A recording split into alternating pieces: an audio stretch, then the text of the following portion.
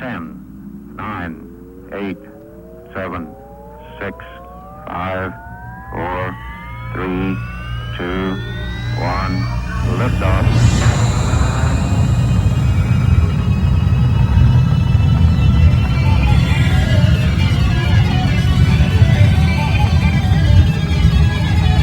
Same with the time.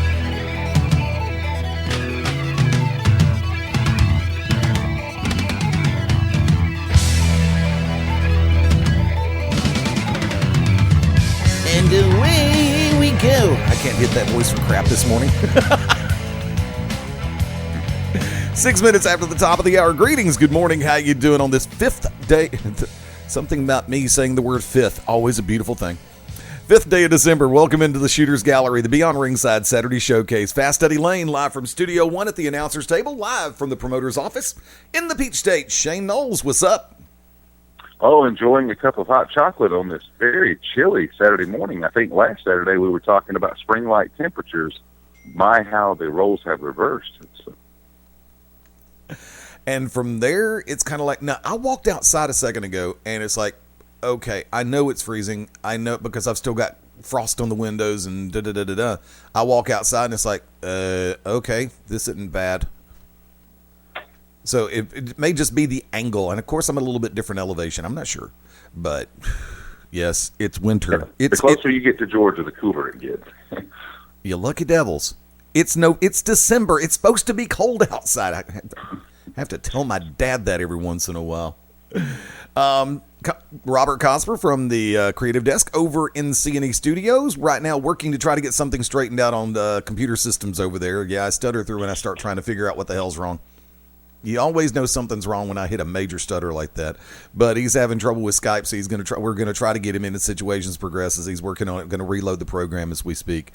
From there, I have been paying attention. Oh, by the way, I apologize for not doing this right off the bat. Thank you to everybody listening in this morning through the Beyond Ringside Radio app, through .com, through the TuneIn Radio app. Ustream, all the different ways.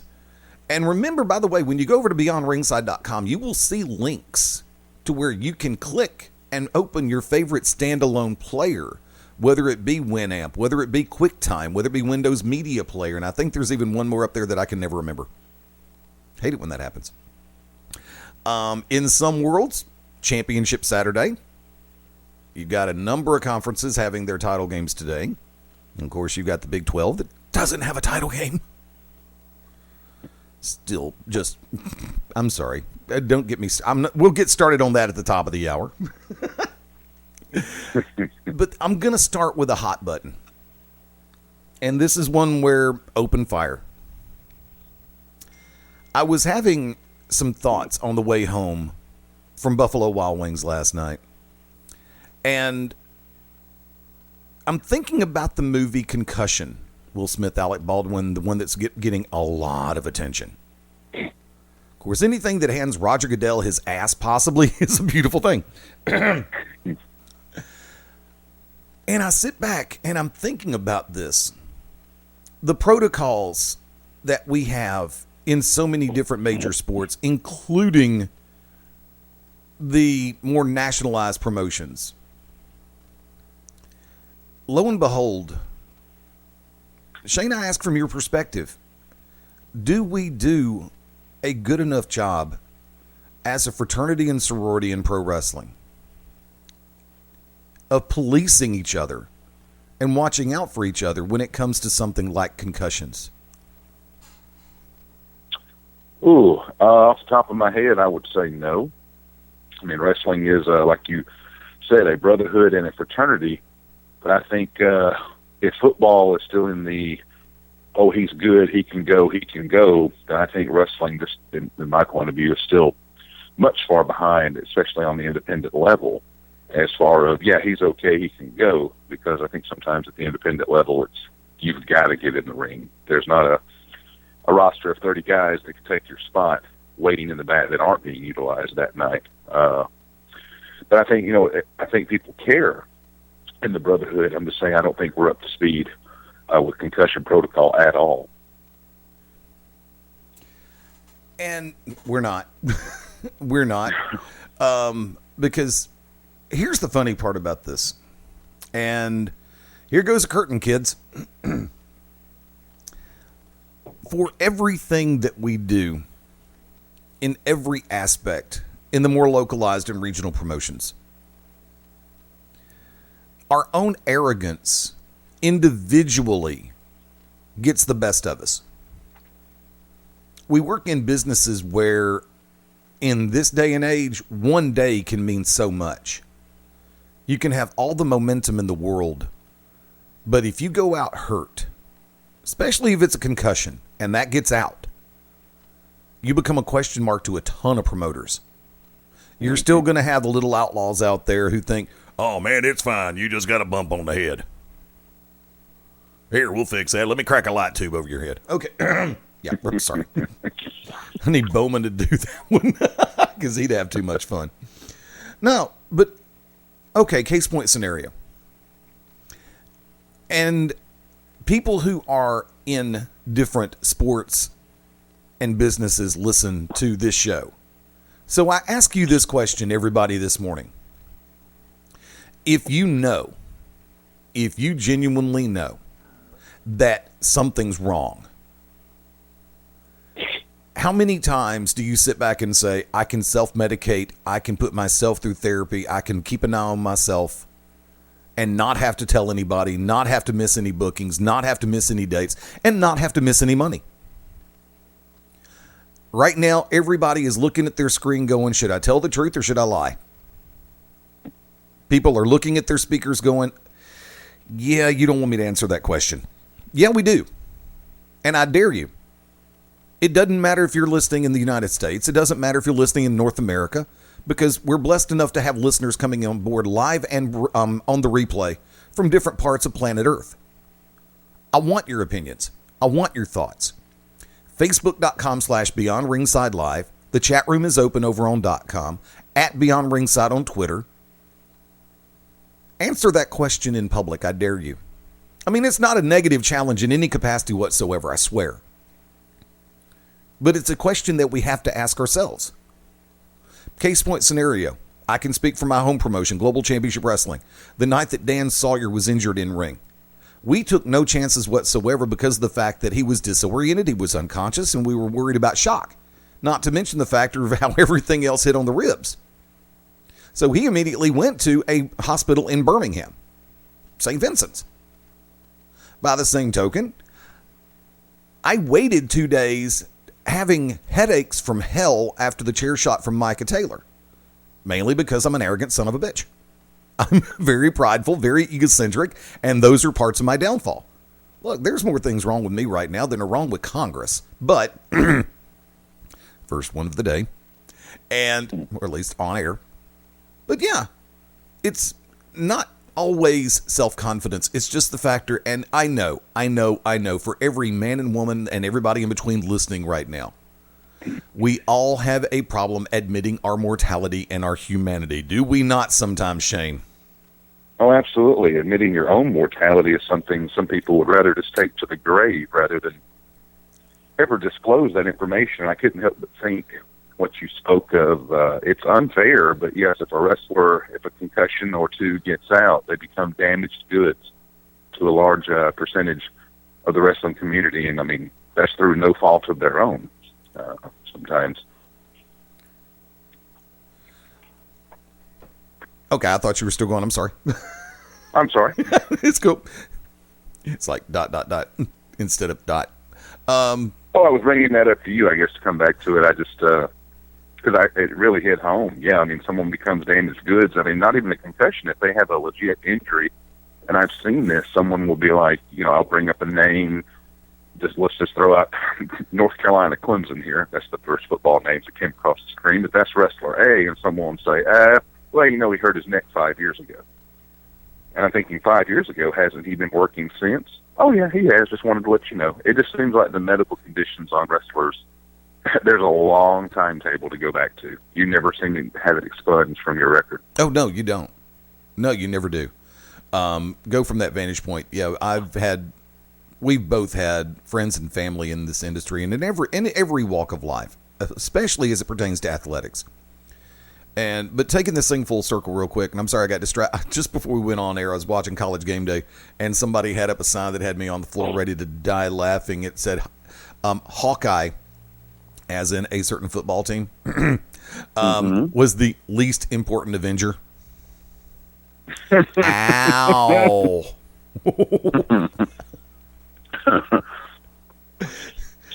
I'm just glad Ant-Man's finally going to come out Tuesday. It's just... I know. I want to see that. I missed it in theaters, sadly. Well, that will actually be the final piece of the puzzle, because I have gone back and I have picked up Blu-rays of everything in the chain. So one day I'm going to sit back for a weekend and I'm going to binge.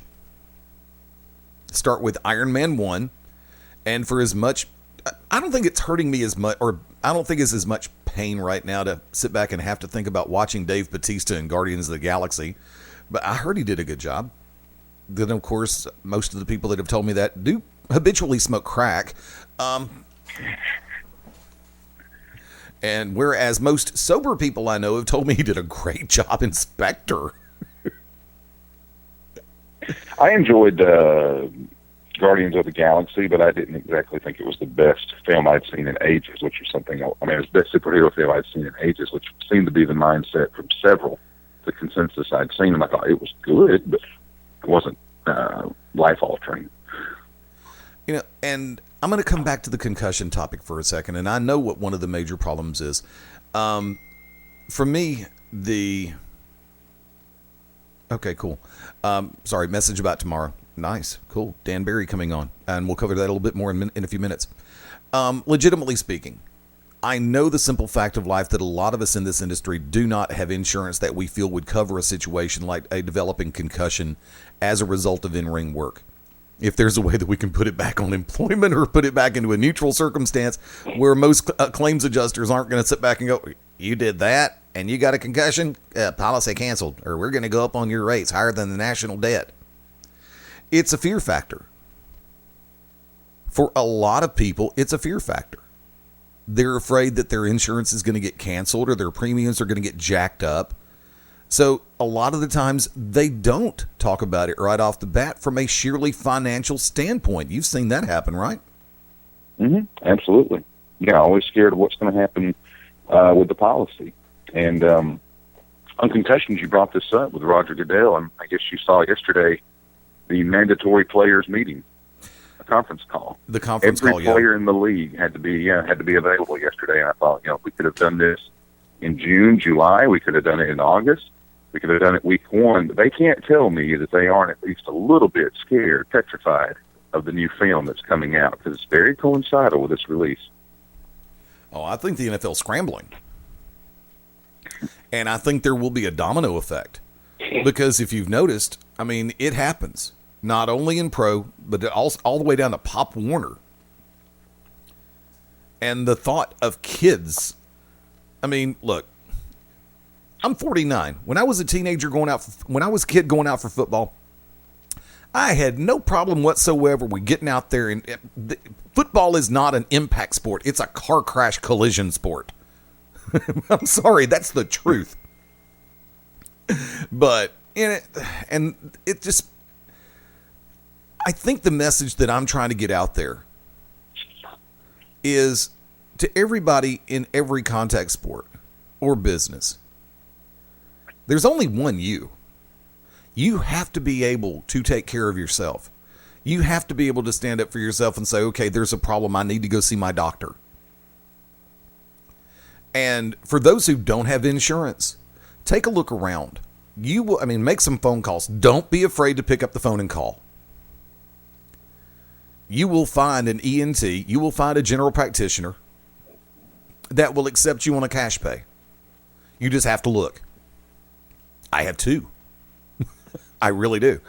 And from there, you have to take the chance to step up and say, okay, I think I may have a concussion. Hey, I'm showing these symptoms, and go talk to a medical professional. And once you start the ball rolling, even if you don't have insurance, a good medical practitioner will help you find a channel that you can navigate in order to try to get healthy. So like I said, doesn't matter if you're in pro wrestling, doesn't matter if it's mixed martial arts, boxing, any sport whatsoever, any business whatsoever. Never, ever let fear or your own ego be a deciding factor in why you do or do not get, especially do not get, medical attention for something you feel is wrong. Seriously. Shane, anything else you'd like to add on that? I just can't help but think of how many people throughout the years in high school football just continued to play with a concussion or play the next game because their coach or their father or assistant coach just said, like you said, oh, he's going to be fine. He just got his bell rung. We always hear the stories of longtime NFL players, the problems they have. I wonder about the people in everyday life that were affected by multiple concussions playing high school football. I mean, that you don't hear about on a national basis. Yeah, that's true. I mean, you don't hear about them on a high school level. You don't hear them on a Pop Warner level. You don't hear about it all the way through, the city leagues. When I lived in Birmingham, it was different subdivisions, different sections of Birmingham had their own leagues, and it's like you never. I mean, look, I get hurt more behind the wheel of a car sober than I did wearing pads and a helmet, but that's just me. Yeah, I know. I can't help it. Nobody else can drive when I'm on the road. So get off my interstates, people. In case you don't know, I own that road. But one last thought on the concussion deal. Go I think ahead. it's interesting. Ben Roethlisberger took himself out of the game last week at Seattle and actually did not actually have all the full signs of concussion. But I think you're starting to see the players wanting to take their own personal health into their own hands. And me personally, kudos to them, because I wouldn't trust the concussion protocol of the doctor, because that team wants you out there to protect their investment and win the ball game. And it's funny because I can't help but go back to I'm thinking about comments not only from Roethlisberger, and some of the commentators that have been on radio. Look, I don't fault Roethlisberger, not in the least, because I think he realizes, especially coming off the injury he had in the first part of the year, it's too important to be healthy, plain and simple. And for even if he didn't show all the classic signs of a concussion, I think it was a smart thing to do. I don't fault him in the least for pulling himself out of that game. I mean, whether or not, if they were 1 point ahead, 1 point behind, 20 points ahead, or 20 points behind, I don't care. I mean, look, I don't necessarily bleed black and gold, but by the same token, being an old school Cowboys fan from the 70s and early 80s, yeah, I still respect the Steelers. So, it works like that. I guess my one question to you, Eddie, I wanted to ask is, and it's different, they have the protocol set, but I mean, me as a football fan, I'm still a bit wary when players can have a concussion and be able to pass all protocol and play 6 or 7 days later, because now as more and more information is becoming divulged to the public about the long-term ramifications of concussions. Personally, I would feel better if everyone that had a concussion, mandatory. You've got to miss a game. I personally, I just don't feel like with what we know, 6 days is good enough to get right back up there and line up for those car crashes again. I don't think it is. And like I say, what I led off with, and I did not expound on this properly, and I apologize for that, because of the factor of momentum being such a dangerous and such a precarious thing, and especially for us on a regional level in pro wrestling. And, I can make appearances in Pell City, Alabama one night, Carrollton the next, Atlanta the night after that, Chattanooga, pick a city in the Southeast.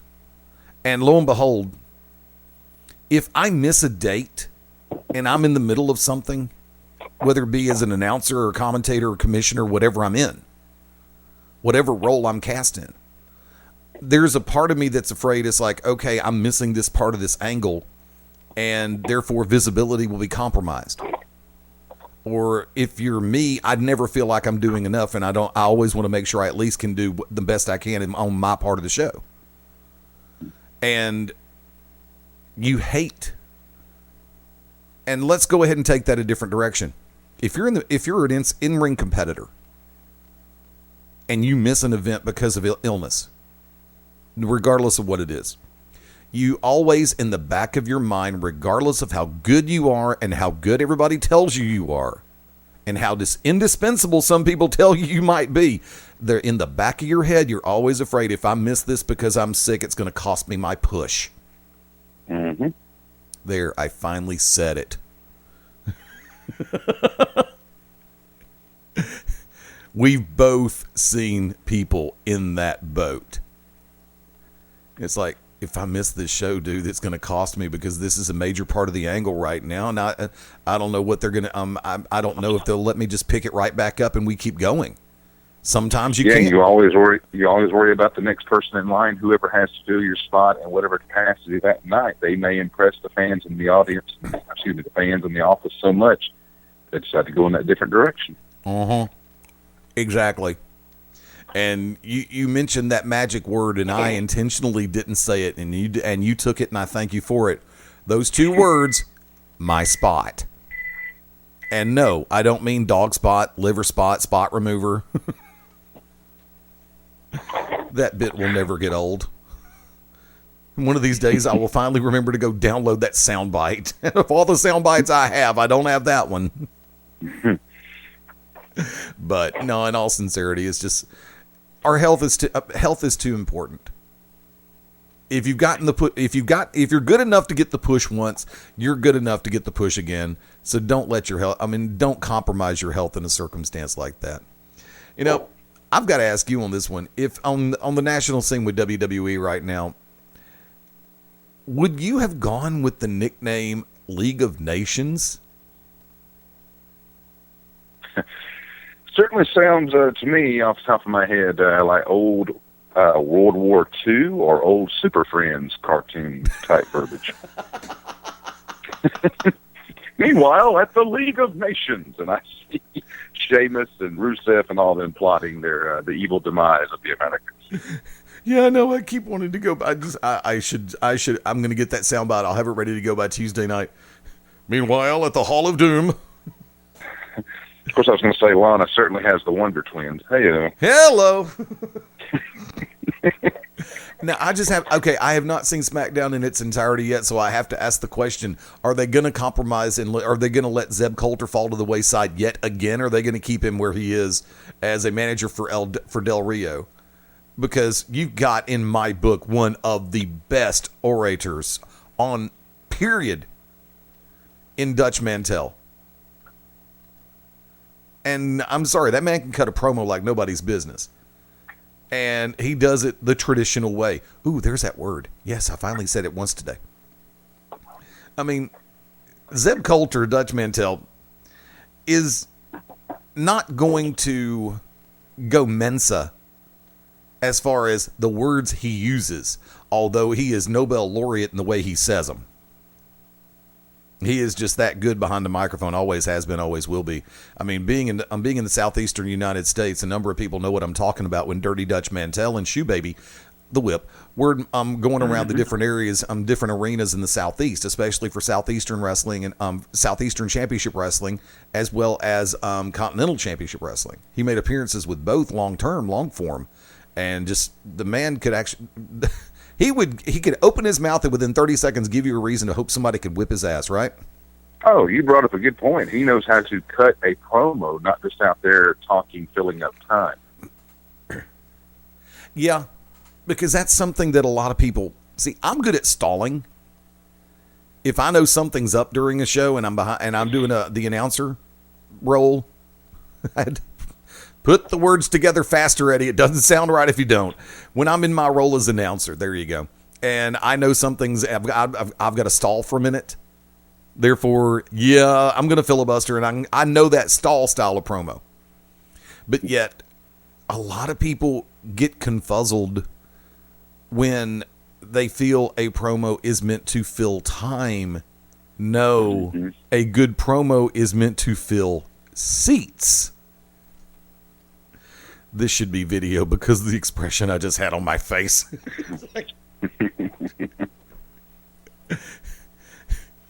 When it comes down to it and you watch kids, okay, I'm because it doesn't just apply to kids. It doesn't apply to greenhorns. It doesn't apply to trainees. It applies to people who've been in the business 5 and 10 years and 15, some longer than that. And how many times have you just wanted to walk up, smack somebody in the head and say, hold up, what are you saying? Yeah, exactly. Are you delivering a purpose with this promo, or are you just out here talking to be talking? Because I'm like you. If the purpose is not to put over a feud, a turn, an angle, to put butts in the seats for the following show, what are we doing? Let's give them action, not talking. Exactly. No one wants to hear Masterpiece Theater. Well, and here's the thing about it. And I am going to be...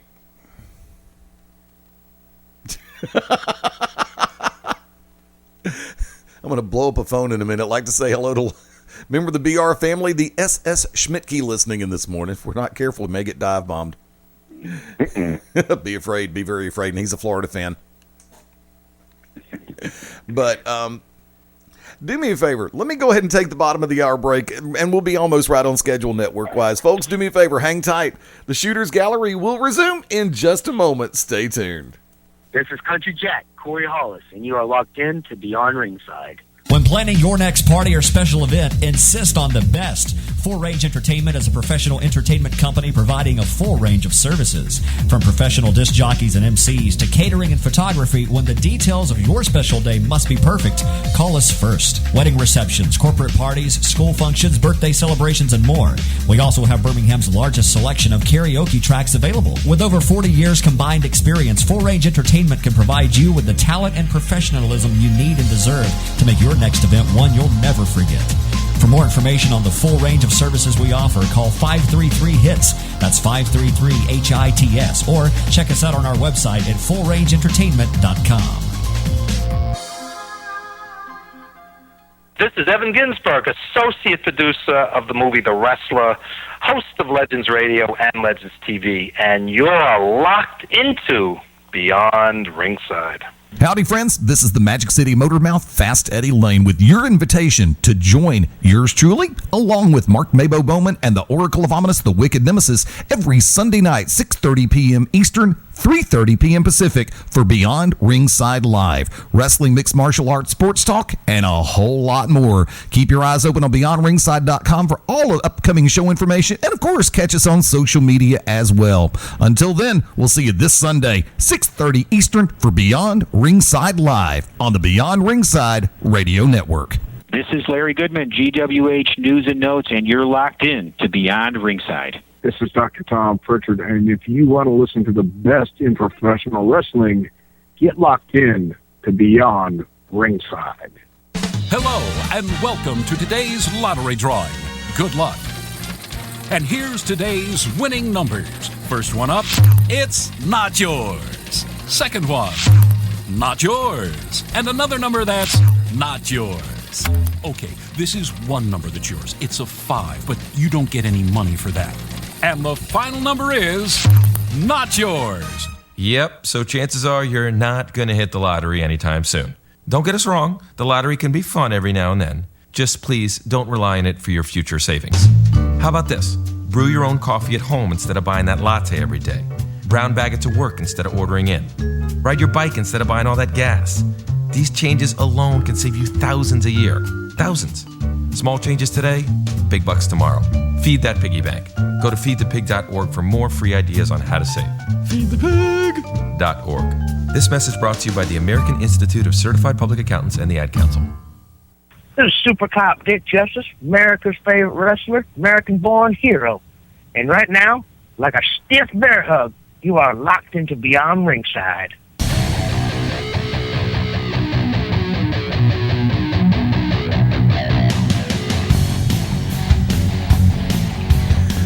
Welcome back in. Shooters Gallery live on a Saturday morning. Fast Eddie Layne over here. Shane Noles, welcome back.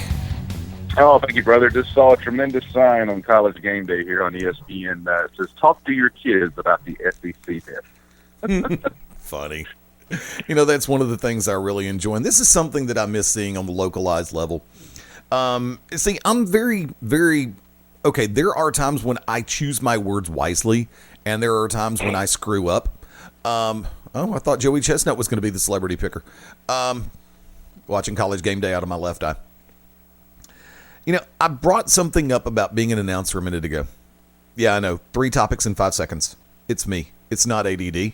Too many chair shots to the head.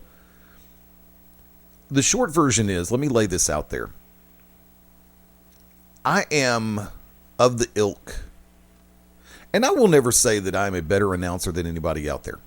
I will say that I probably care more than 95% of them, because when I am brought in to do a job, I believe in doing that job to the best of my ability, and I believe the way that I get over is to do my job right. I don't have to showboat, even though I do every once in a while. I do it for fun, not for ego.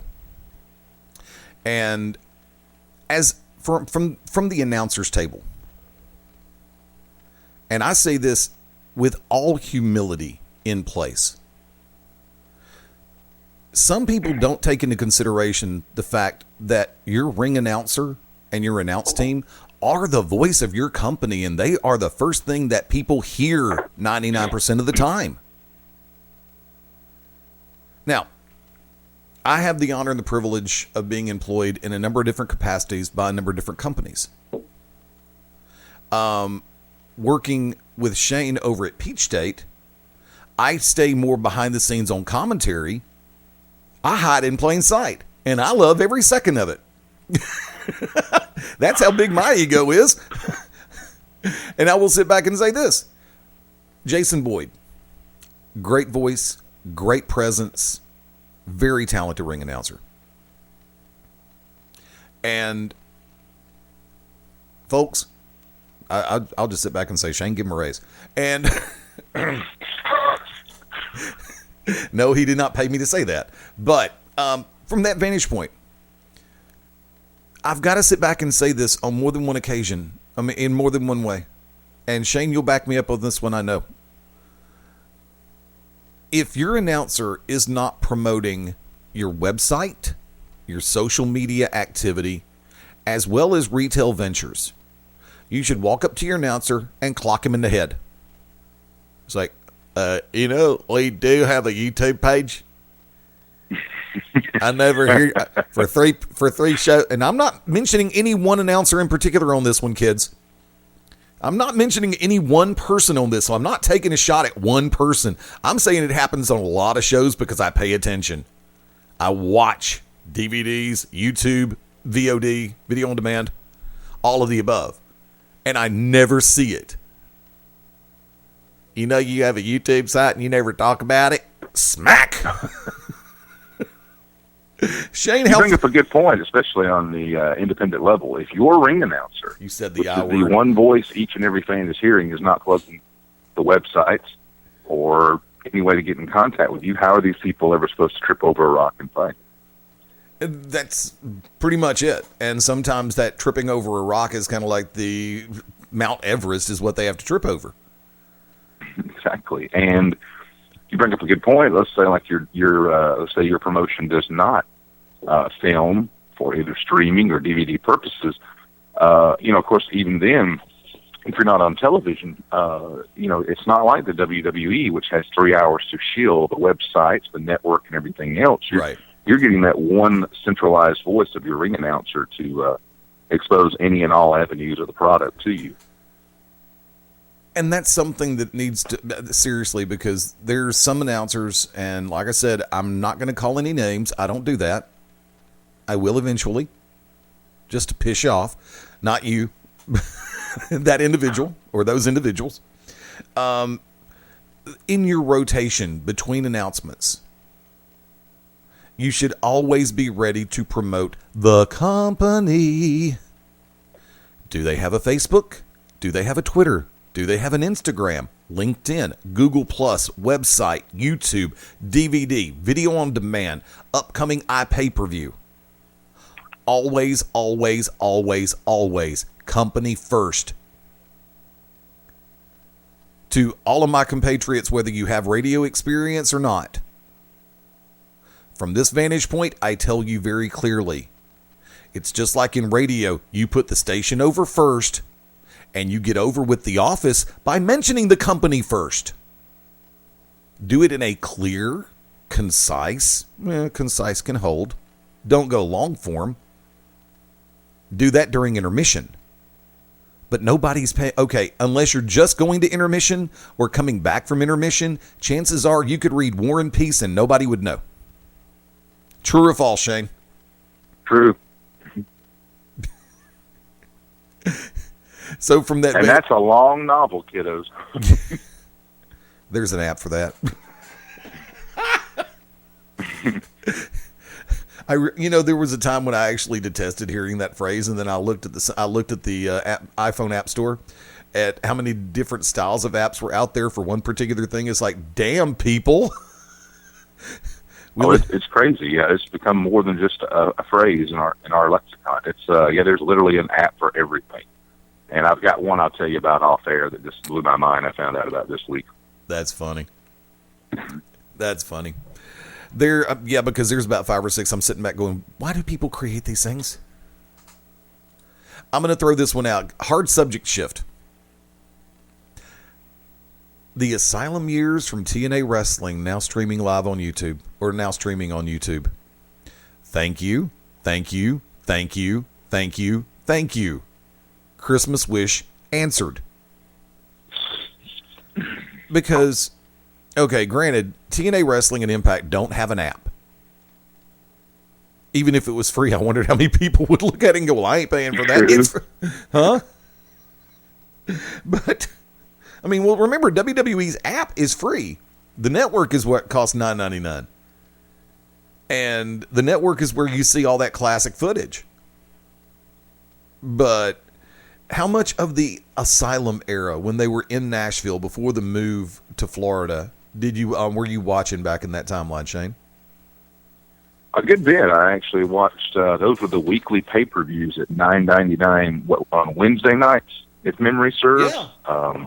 We ordered a good many of those at the house because it was the only way to watch TNA. And for a large portion of the TNA audience, I know, like you said, I'm not sure how much of a large audience that is, but dwindling it down, I'm not sure how many people have been with the company since the Asylum days at the Nashville Fairgrounds. But a lot of things were thrown up against the wall during that time. A lot of big names debuted in the company, some that were never seen again. But also some of the really good matches in TNA history from the Asylum years. And, I like that you bring that up because, if you haven't bought the DVDs, which I think are now since out of print, there was no way to access that footage. Right. Gail Kim, first Knockouts champion. Eric Young. Now, remember, I'm going off the factor of the last television tapings and the last episodes which aired. And at this point in time during the television series, I think Eric Young was still technically a part of the company. And I know that he has since made the commitment to signing with GFW. Same thing with Bobby Roode. He made a public one about that. Jeff Jarrett released the graphic that Bobby Roode has signed with GFW. He was a TNA original. James Storm just now made the move to NXT recently. TNA original. There was somebody, Awesome Kong. She is back. I'm still there. Abyss, I believe, is still there.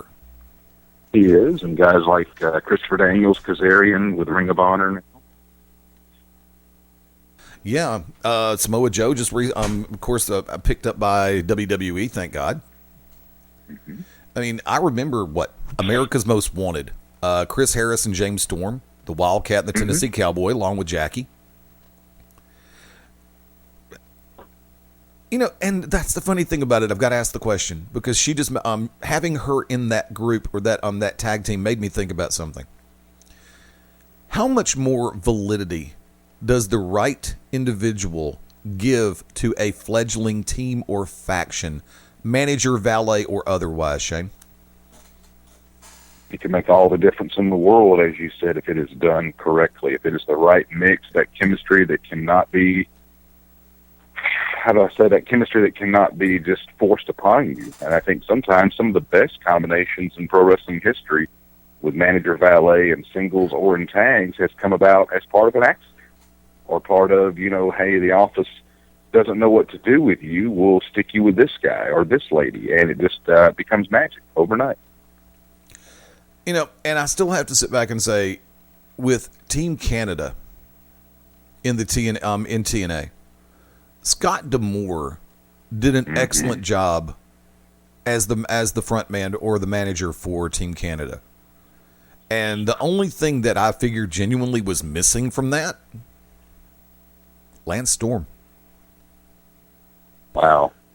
Can you imagine the reaction from the wrestling public if Lance Storm had been a part of TNA's Team Canada? Wow, with Scott D'Amore and Petey Williams, Bobby Roode, Eric Young, and was there one more? Yeah, there was. And I can, God, I can't remember. There was somebody else in there, and I can never remember. And I hate myself for that. It was Bobby Roode's tag team partner, wasn't it, at the time? I think so. Weren't they a tag? At Team Canada, they did the tag team belts? Yeah. But, God, Eric Young, Bobby Roode, Petey Williams, who did I miss? There were 4. That's my list. Yeah, I thought there were 4. Okay, folks, for everybody listening, if you catch up real quick, go ahead and put it in the chat room or send it to us over on Twitter or on Facebook, doesn't matter. Or I can just be easy and do this right here. Team Canada TNA. And one step ahead of you. Oh, you're already on there. Yeah, we're both scrambling on this one. Good trivia question here to remember. Yeah, let's see. The original team was composed of Teddy Hart as team captain, Jack Evans, Johnny Devine, Petey Williams as teammate. That was X Cup. From there, it's not saying. Oh, Planet Jarrett. That's funny. Thank you, Wikipedia. Thank you, Wikipedia. God help me. Yeah, Johnny Devine. Okay. Yeah, there you go. Yeah, it's amazing. You know, we talk about factions, and Team Canada immediately pops into my head right alongside of the tag team America's Most Wanted. And WWE.com this week actually has a front page with the advent of the League of Nations. Cheesy. Sounds like something I'd come up with. Cheesy. I pick on myself on this show as well as everybody else. Give me a break, kids. I'd completely and totally forgot about the Union. Ken Shamrock, Test, Big Show, and Mick Foley. I'd forgot. Same here. I mean, and look, Shamrock at that time was in that mid phase, and unfortunately, I mean, because Mankind in that particular part of Mick Foley's run was something that always seemed to get and keep people's attention. But I never, and with all due respect, I know I'm going to get hate mail for this. I never had Test as a top tier competitor. I mean, I really didn't. I'm sorry. And yeah, you know, it happens like that. Good comparison for me for Test was always Matt Morgan. Oh, yeah.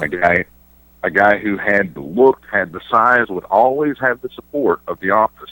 Whether he had it from the audience, be damned, they were going to do it. And just never seemed to catch on to main event level, no matter babyface, heel, faction, or solo, no matter what they tried. You know, and also I have to sit back. Another one of the factions they brought up was one that stuck with me ever since I first saw him in ECW, the Triple Threat. Amazing how, and this is revisionist history at its finest, kids. It really is.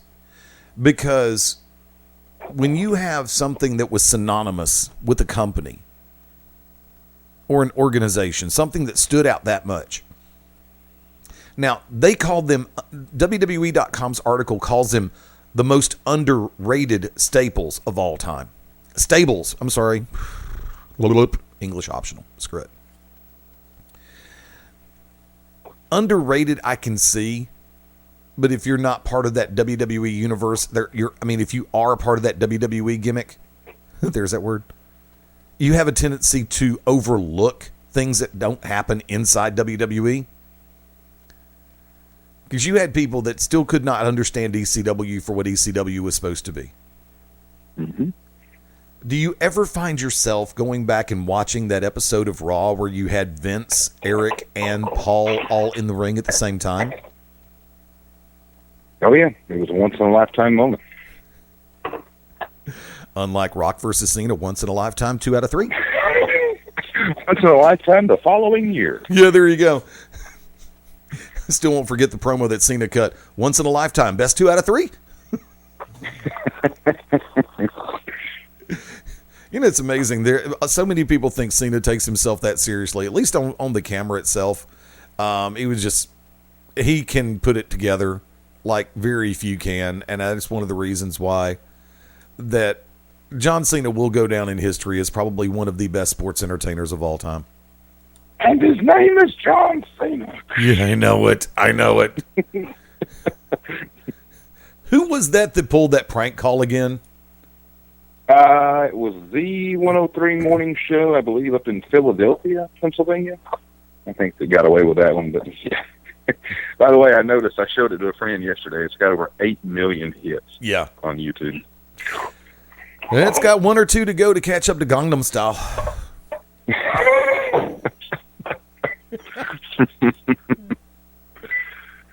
You know, okay. Everybody, the literary genius known as Psy. Really.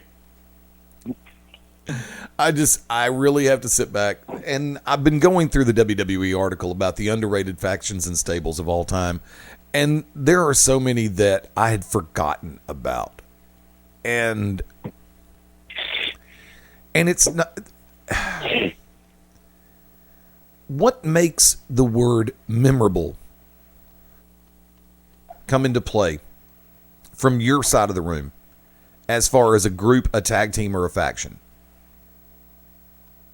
Well, and my first thought, I haven't seen this list, but I thought if they're going with most underrated, then it's probably a faction that was not shoved down our throats continuously. That would not be on the underrated side of the coin. But what makes a faction or a stable memorable? Honestly, feuds. If they've got really a good feud that had a tremendous payoff that everyone was invested in, I think for me personally, you remember all the key players involved in something like that. I always get in trouble because I will normally sit back and say it's a tie for my favorite 2 of all time. 4 Horsemen and Bobby Heenan's family.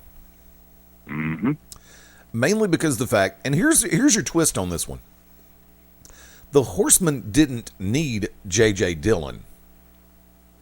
He was never trying to be the focal point or the centerpiece. Whereas in Bobby Heenan's family, and remember, these were created at different times for different reasons. Heenan was on the vendetta to get rid of Hogan, therefore he created the family. The Horsemen came together out of really good booking and storyline creation. It's like, let's just put our top 4 heels together and call them a group. And, well, let's see. You've got Tully Blanchard, Ole and Arn, Rick.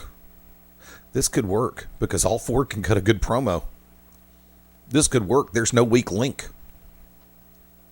Let's try this. They threw it against the wall and it stuck.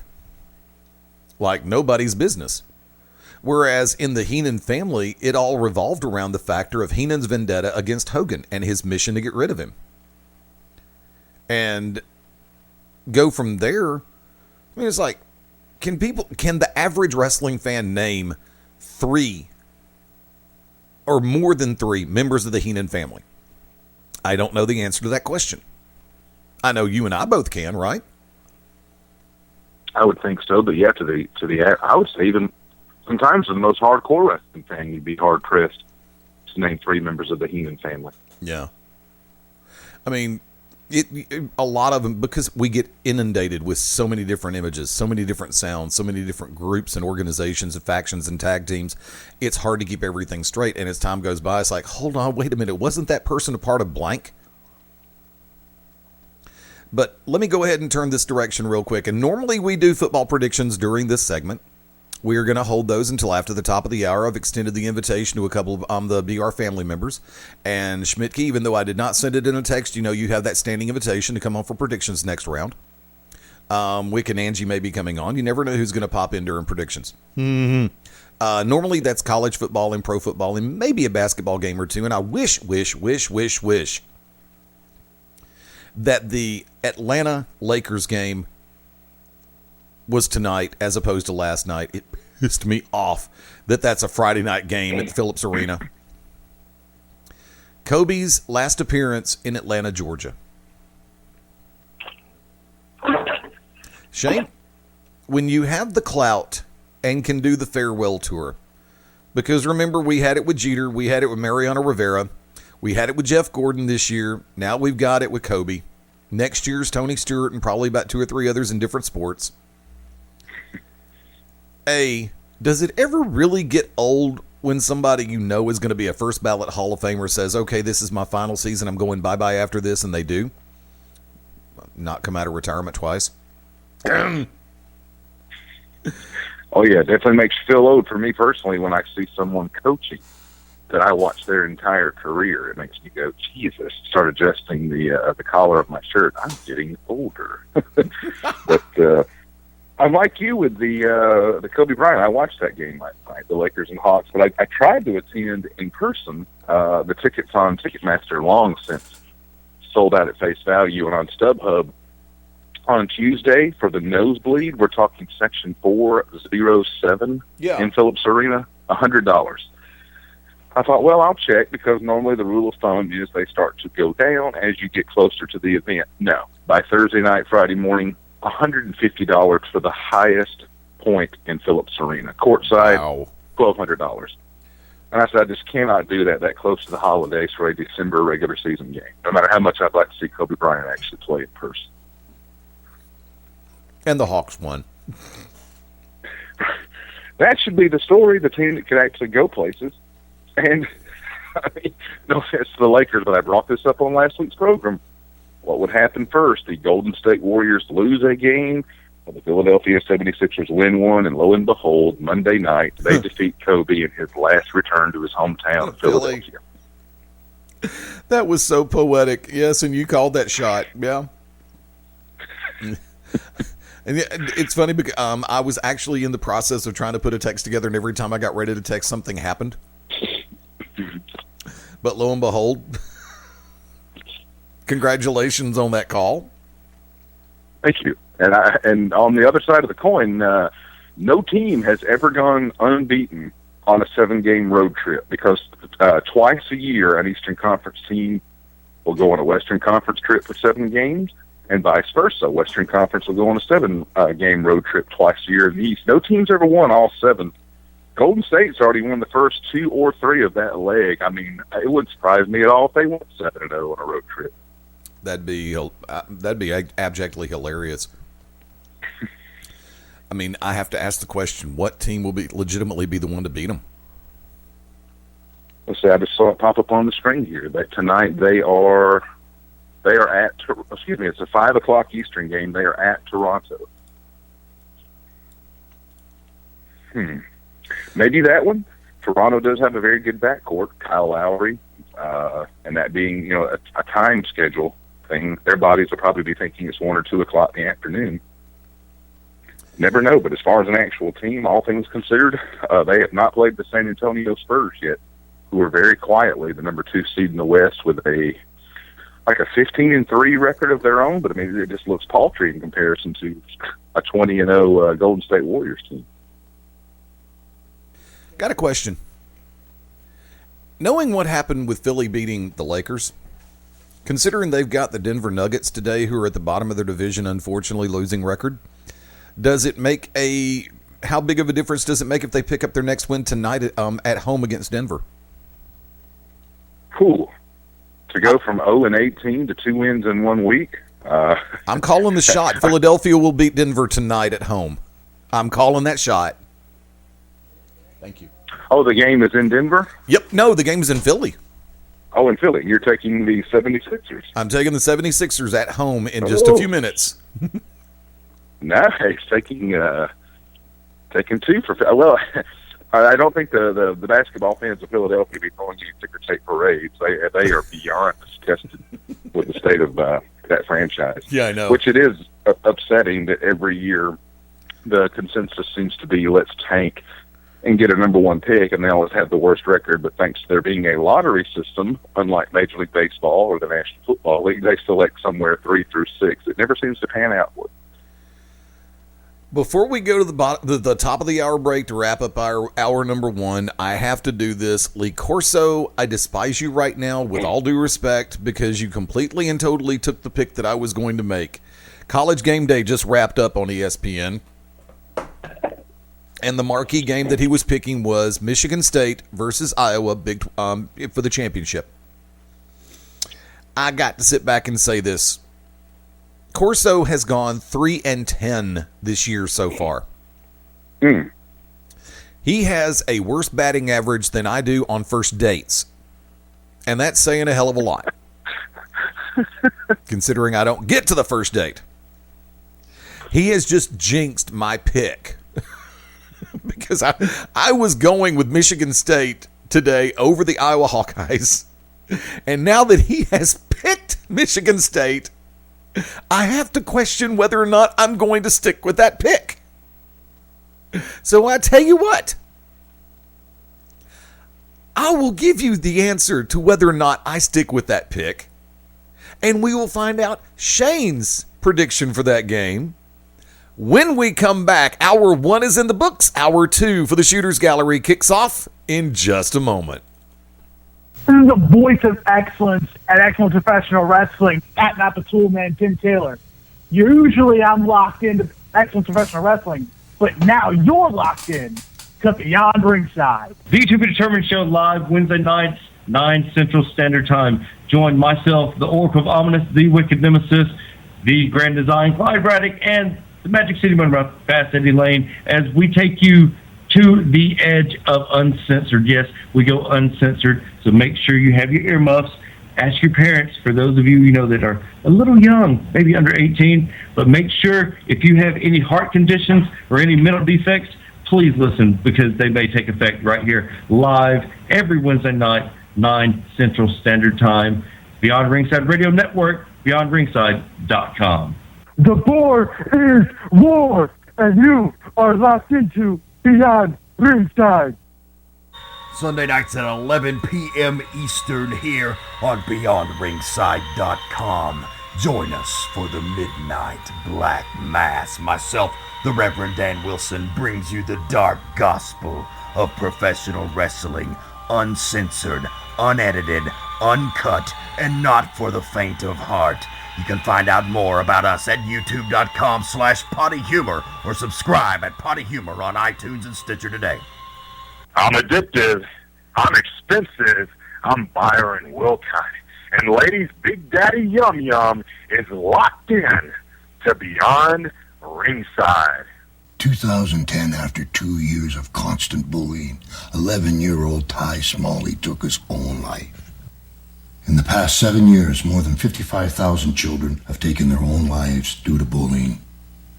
That's 22 youth suicides every day. Stand for the Silent is a grassroots organization that educates people about the harsh reality of bullying and the devastation it causes, and they need your help. Visit standforthesilent.org to learn how you can get involved and help us to save lives. I stand for the silent. I stand for the silent. I stand for the silent. I stand for the silent. I stand for the silent. I stand for the silent. I stand for the silent. I stand for the silent. I stand for the silent. I stand for the silent. I'm Roddy Piper, and we stand for the silent. Ladies and gentlemen, this is Bill Behrens, and you're watching, you're listening, you're experiencing Beyond Ringside, and you are a better person for it. Trust me. Ladies and gentlemen, this is Smark Rage from Wrestle Rage Radio, coming to you from the Beyond Ringside Radio Network. Join myself and my co-host, Super Stan Grubb, Sunday nights at 9 p.m. Eastern as we present Wrestle Rage Radio. where we rant and rave on everything in the world of pro wrestling. Sometimes we'll have a guest. Sometimes it'll be just me and Stan BSing about the sport that we love, pro wrestling.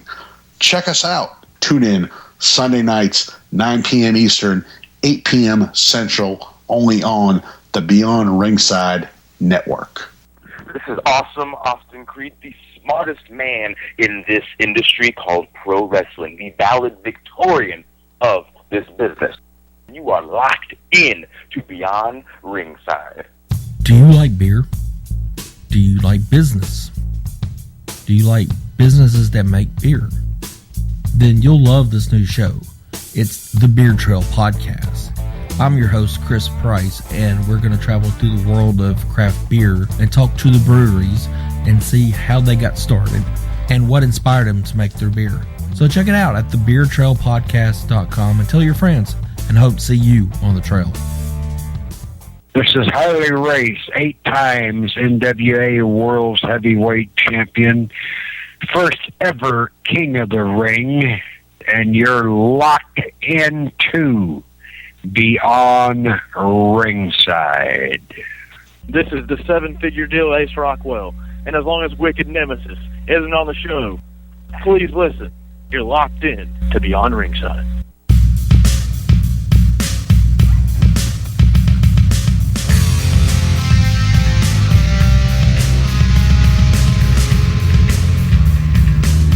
You know, there is just something therapeutic about pizza at 11 o'clock in the morning Central Time. It really is.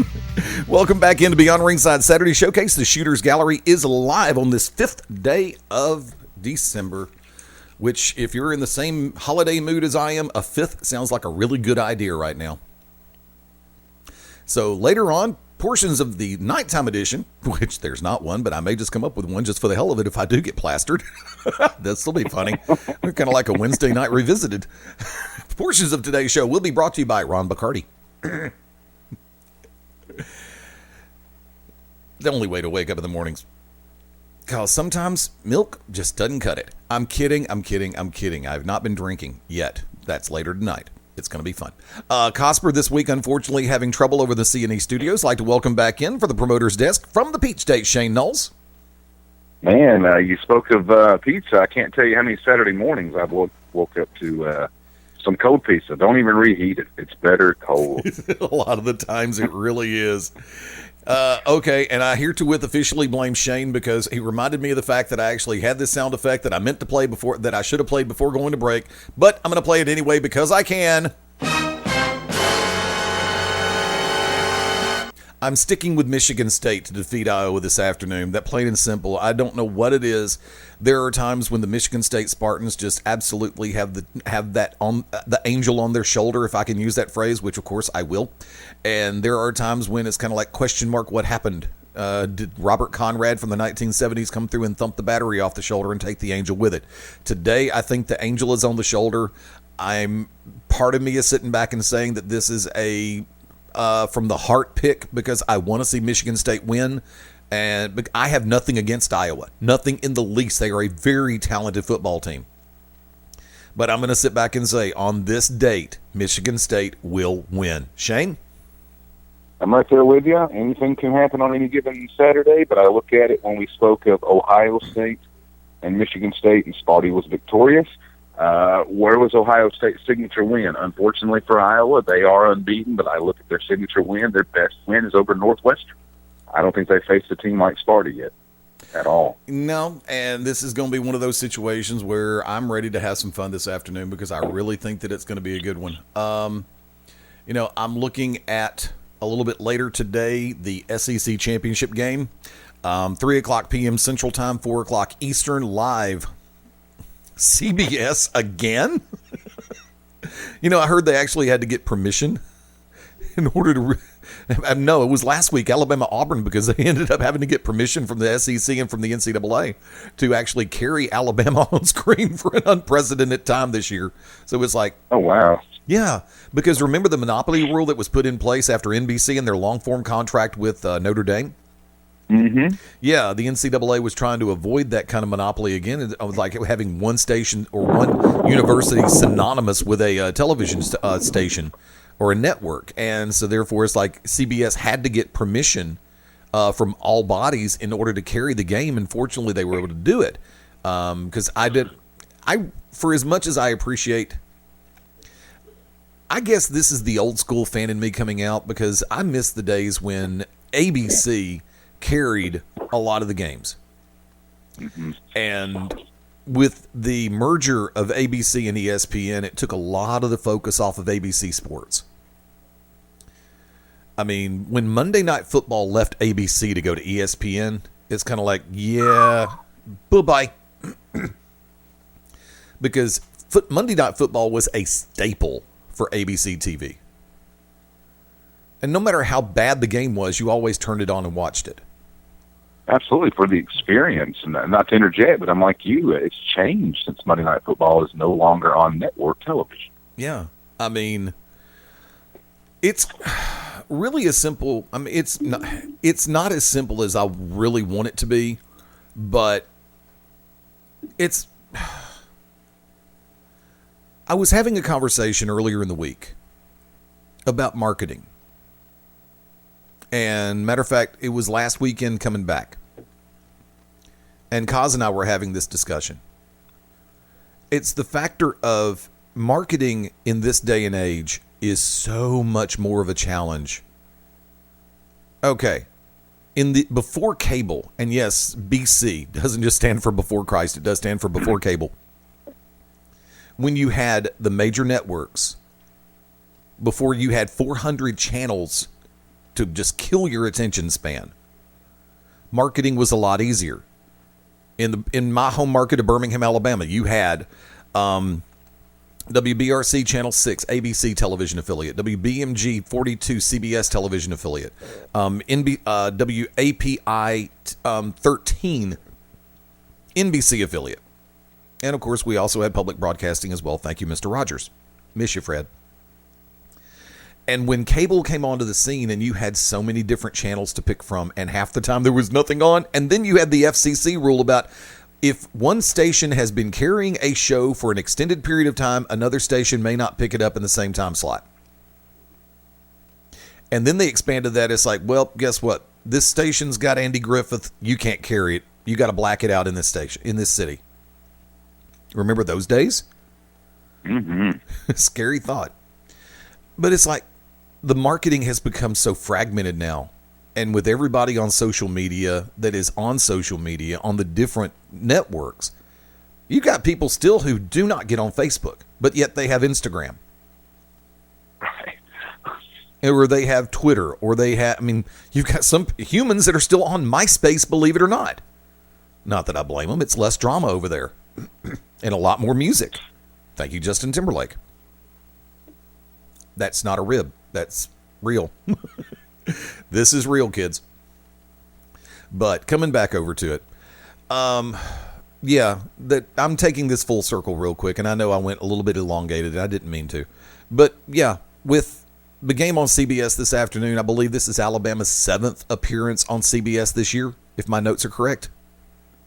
I may be wrong. It's either 6 or 7 at this point. So I'll go ahead and take it in that direction. Texas Baylor just got underway a few minutes ago. And at this point, believe it or not, the Texas Longhorns 7-0 over Baylor. And I was actually going to throw a monkey wrench in the world and actually go ahead and pick Texas this afternoon just for fun. I would never make it a steak or a wings bet, but I would actually just sit back and say, I think Texas can surprise Baylor. So I'm going to go, like I said, even before I saw the score, I'm going to sit back and say, yeah, I'm going to take Texas just for the heck of it. Shane? I was thinking right along there with you. I thought it would be poetic. Texas has a terrible season, but managed to upset both Oklahoma and Baylor along the way. It is a scary, scary thought. Games that are currently underway right now, Texas and Baylor, like I said, I believe Texas is ahead 7-0, and they have the ball back. Number 22, Temple on the road at Houston. kicked off just a little while ago. Matter of fact, on ABC. Go figure. I talk about ABC not getting games, and they got a game. Shoot me. Southern Mississippi at Western Kentucky, which, of course, is going to be a regional thing. I think that's on the Deuce. A game that actually should be very entertaining. Kicks off in about 45 minutes. Georgia State at Georgia Southern.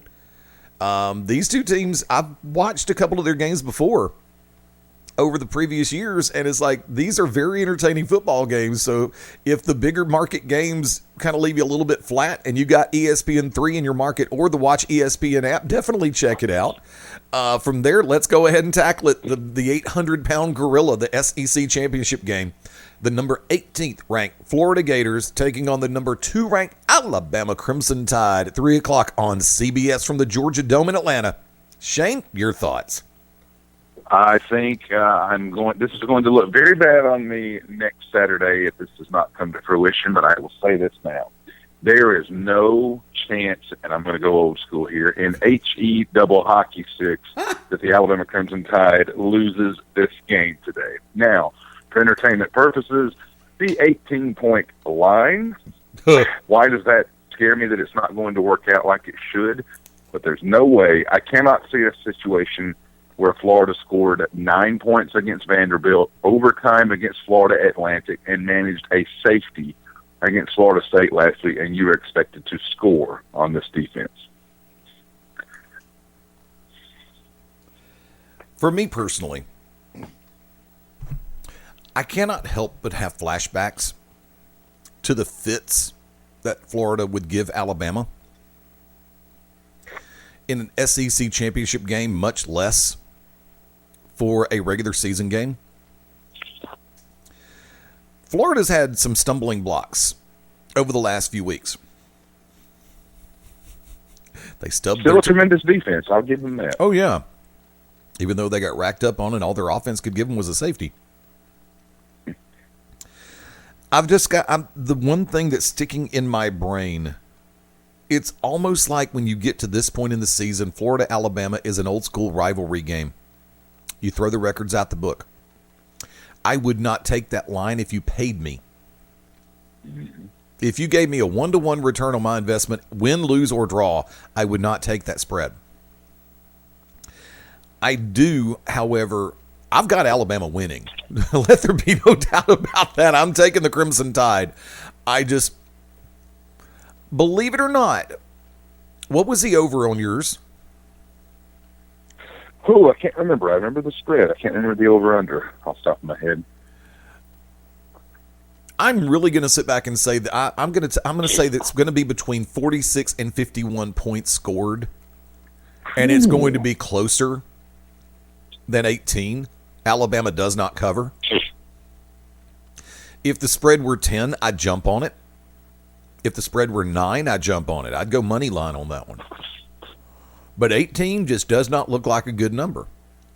Now, for as much as I will sit back and say I don't bet on Bama to cover because most of the time they don't, they've actually covered a couple of times this year. And a couple of times in games I didn't think they would, which really just burns me because I won't take that bet 9 times out of 10. Oh, over-under, by the way, I have is 38.5. I'll take the over. I'll take Florida because of the spread, but I'll take the over. I'm almost tempted to take the over just on Alabama alone. I don't think they'll get in the 40s, but maybe 32 to 35 if Florida can manage a touchdown. Yeah, and from that vantage point, like I said, Bama will win, but I think it's going to be closer than a lot of people think it is. I don't think it's going to be a blowout. I don't think it's going to be a runaway. I really don't. I have all the faith in the world that Alabama's defense can and will step up at the right times, but I think knowing the situation in Florida right now, I think there's some monkey wrenches and some curveballs that the Gators are going to be throwing at the Crimson Tide this week. I don't know why this game's jumping out at me. West Virginia on the road at K-State.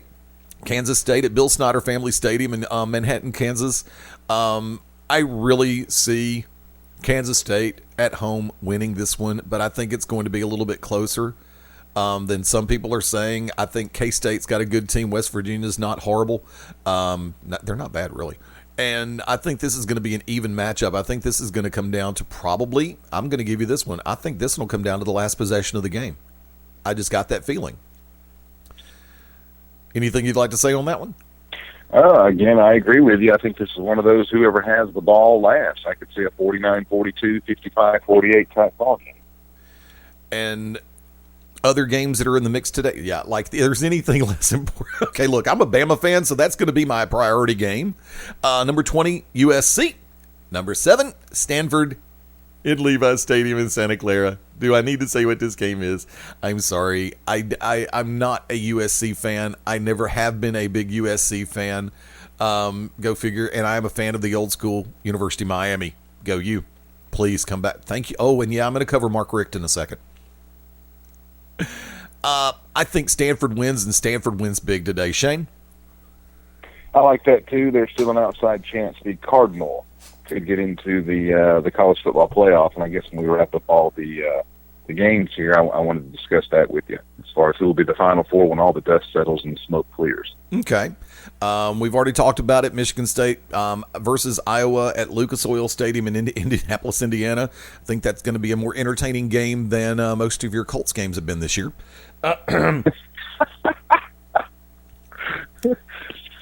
I'm going to burn in hell for that. And for all my friends up in Indiana, you know I'm really not kidding, but still, I'm right.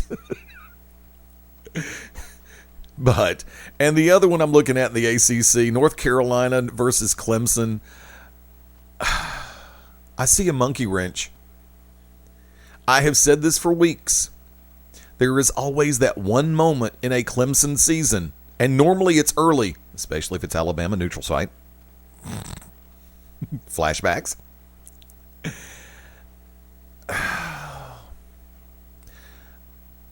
Clemson has stumbling blocks every once in a while. Most of the time. This has been the best season Clemson's had, getting to number 1 and staying at number 1 for an extended period of time. They have a great team. They really do. Their coaching staff, assistants, those who take the field, they have been doing a magnificent job this year. Will the Tar Heels have it in them to shock a lot of people? That should be a faction name. Shock a lot of people. That should be a t-shirt. I shock a lot of people. Give me a second. I'll work out the logistics on that one. We'll go to ProWrestlingTees.com and get it started.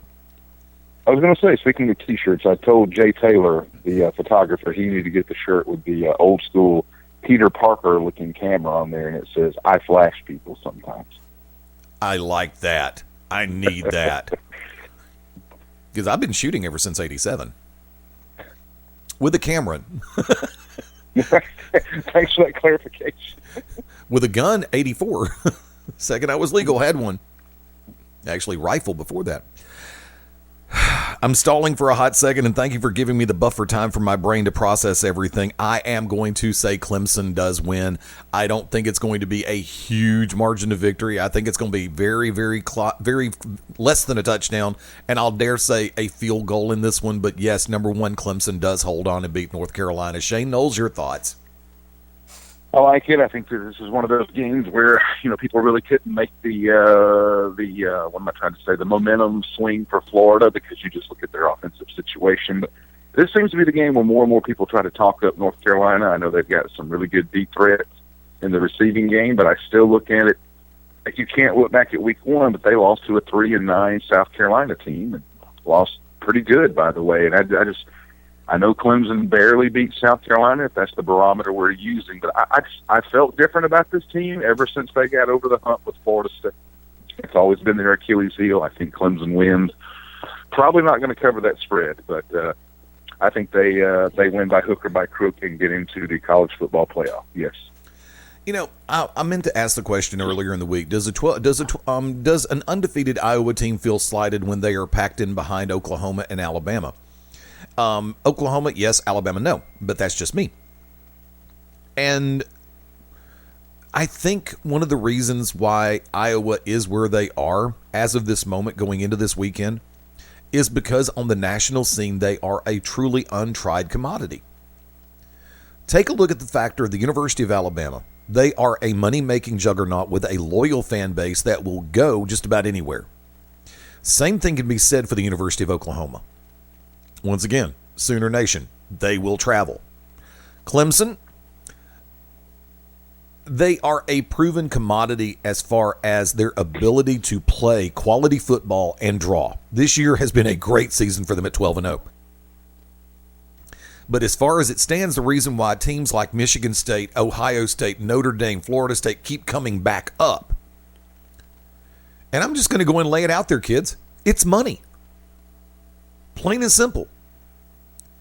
Do outside of their home demographic and in niche areas, sorry, got to say it like that, how many times do you see somebody with an Iowa Hawkeye t-shirt, sweatshirt, hat, or whatever, as opposed to being in Georgia, Florida, California, New York, and you see somebody with an Alabama hat on? It's a legitimate question you have to answer, and you have to ask first. But stopping there, Shane, I'll toss to you. Your thoughts? Yeah, I'm like you. It's been a hot minute since I've seen an Iowa Hawkeyes t-shirt, hat, or memorabilia across the country. But if I am Iowa, I do feel slighted because they are not a Boise State or a TCU. You know, a couple of years back, these teams that felt like they were on the outside looking in. Iowa is playing in what a lot of national pundits are calling the best and deepest conference in the country this particular year, the Big Ten. And even though their schedule hasn't been as strong, how they managed to avoid Michigan State, and Michigan State and Ohio State through the regular season, I'll never know. Yeah. But that's not their fault. I mean, I just keep reminding myself that they'll get their opportunity today. And I think Sparty is by far the best team, and they beat Michigan and Ohio State. If Iowa defeats them, they've got to be in. I mean, I can't see a situation where they wouldn't be. But we're going back full circle, what you brought up at the beginning of the program. To me, it's total BS. And I'm going to get this one stirred up here. It's BS that Oklahoma is guaranteed that number 3 spot because they do not have the opportunity to lose a conference title game. You and I think exactly alike on that one. I mean, it's scary to me that, like I said, you do not have the opportunity to lose it, especially or to win it. It's almost like by not having that extra game, by virtue of that, you're locked in. And I just think that's completely unfair to those that are having to try to salvage their season today. This is where I end up drawing a ton of heat with a lot of football fans, especially from the Big 12. from the Big 12. I'm sorry. If you want in this era, considering the majority of the power conferences do have conference championship games. Now, granted, a lot of people are saying, well, the 2 best teams... Sorry about that. Hold on. Sorry, the 2 best teams just played in Bedlam. Okay. But by the same token, why should... Okay. If they don't have a championship game for their conference... and they can't be penalized in this situation, it should be written into the bylaws of the NCAA that those of us who do have a conference championship game should never be penalized win, lose, or draw in a conference championship game. The playing field should be level. Am I wrong for thinking this? Not at all. It should be a level playing field, all things considered. I mean, I look at it, go up a level or down a level in the National Football League. There's not something where the New England Patriots could be guaranteed to the postseason by not playing an et cetera amount of games, or in the high school level, same thing. Leeds, Hoover, something like that, to go ahead and guarantee their shot in the playoff by not having to play their regular season finale. It just doesn't make sense. Right. I mean, because nightmare for, and this is where I'm pretty sure that even the atheists on the panel will be praying, even if it's to the flying spaghetti monster. Festivus for the rest of us. As for me and my house, we celebrate Christmas. Mm-hmm. Here's your shot for the day, kids. Remember, we live in a country that by nature does offer you freedom of religion, but it also offers you freedom from religion, regardless of what the people knocking at your door say. Give them a pizza, let them leave. Address all complaint letters to 1600 Pennsylvania Avenue, Washington, D.C., because they'll read them faster than I do, and they don't read crap up there. Trust me, I know, or I would have already had a knock on my door. The nightmare for the scenario is the number 1, number 4, and number 2 teams all have a chance to lose today in their conference championship games. I'm sorry. For the Big 12 to be genuinely recognized as a major threat in the circumstance, Oklahoma needs to have a situation in play where they have an opportunity to win or lose that final step. Either it's fair for everybody, or you change the way the situation is monitored so there it is fair for everybody. It's not the same as having a bye week. Everybody has a bye week. Not everybody has a championship game for their conference. Something needs to change. Even if the Big 12 brings in 2 powder puffs, if they bring 2 FCS teams up and go, hey, we'll give you another $1 million a year just to stay in the conference and play us. Well, guess what? Mm-hmm. I know some teams that would love to be a part of a bigger conference right now, and that would make the field a little bit more level. Because there are teams, I mean, look, you can look at Conference USA and some of the others that are FBS schools. And you can have a situation where 2 teams will come over to balance it out to where the Big 12 can have a conference championship game. If the Pac-12, the Southeastern Conference, the ACC, the Big East, they all have championship games, guess what?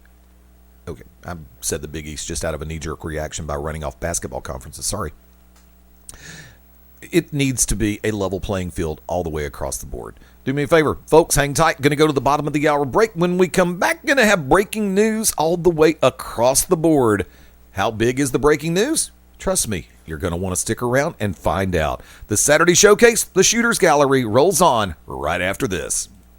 This is Super Cop Dick Justice, America's favorite wrestler, American-born hero. And right now, like a stiff bear hug, you are locked into Beyond Ringside. Howdy, friends. This is the Magic City Motormouth, Fast Eddie Layne, with your invitation to join yours truly, along with Mark Mabo Bowman and the Oracle of Ominous, the Wicked Nemesis, every Sunday night, 6:30 p.m. Eastern, 3:30 p.m. Pacific, for Beyond Ringside Live. Wrestling, mixed martial arts, sports talk, and a whole lot more. Keep your eyes open on BeyondRingside.com for all of upcoming show information, and of course, catch us on social media as well. Until then, we'll see you this Sunday, 6:30 Eastern, for Beyond Ringside Live on the Beyond Ringside Radio Network. Hi, this is Shane Noles of the Peachstate Wrestling Alliance, and right now you are locked and loaded listening live to Beyond Ringside. When planning your next party or special event, insist on the best. Full Range Entertainment is a professional entertainment company providing a full range of services. From professional disc jockeys and MCs to catering and photography, when the details of your special day must be perfect, call us first. Wedding receptions, corporate parties, school functions, birthday celebrations, and more. We also have Birmingham's largest selection of karaoke tracks available. With over 40 years combined experience, Full Range Entertainment can provide you with the talent and professionalism you need and deserve to make your next event one you'll never forget.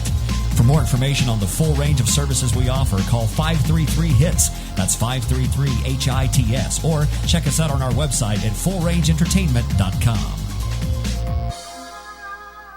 This is Dan the Beast Severn, the only Triple Crown champion in the UFC history. And you're listening to Beyond Ringside. You better pay attention, otherwise I know where you live.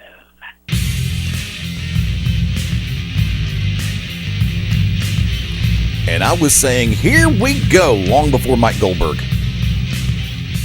Even though Bud Light kind of tried to trademark the phrase, which really sucks. I'm still keeping it. They can bite me. I've spent enough on Budweiser products over the years. I think I've earned it. Welcome back into the Shooters Gallery, 24 before the top of the hour. Home run round in play. Fast Eddie Layne from the announcer's desk. And from the promoter's office, Shane Noles. What's up? Well, last segment you mentioned cold pizza, and now we mentioned Budweiser. 2 things that do go together beautifully. Yes, pizza and beer. I'll drink to that. Lunchtime. And 1 week from today, it's on. It may not be pizza. It's probably going to be Chipotle barbecue dry rub wings and a nice tall Rolling Rock. I will be at Buffalo Wild Wings next Saturday night because you know what's going to happen. Unless a mysterious rib injury takes place, Yes, I'm being facetious when I say that. Thanks for playing. UFC 194, Saturday, December the 12th, 9 p.m. Central Time, 10 p.m. Eastern, 7 Pacific, live from Las Vegas, Nevada.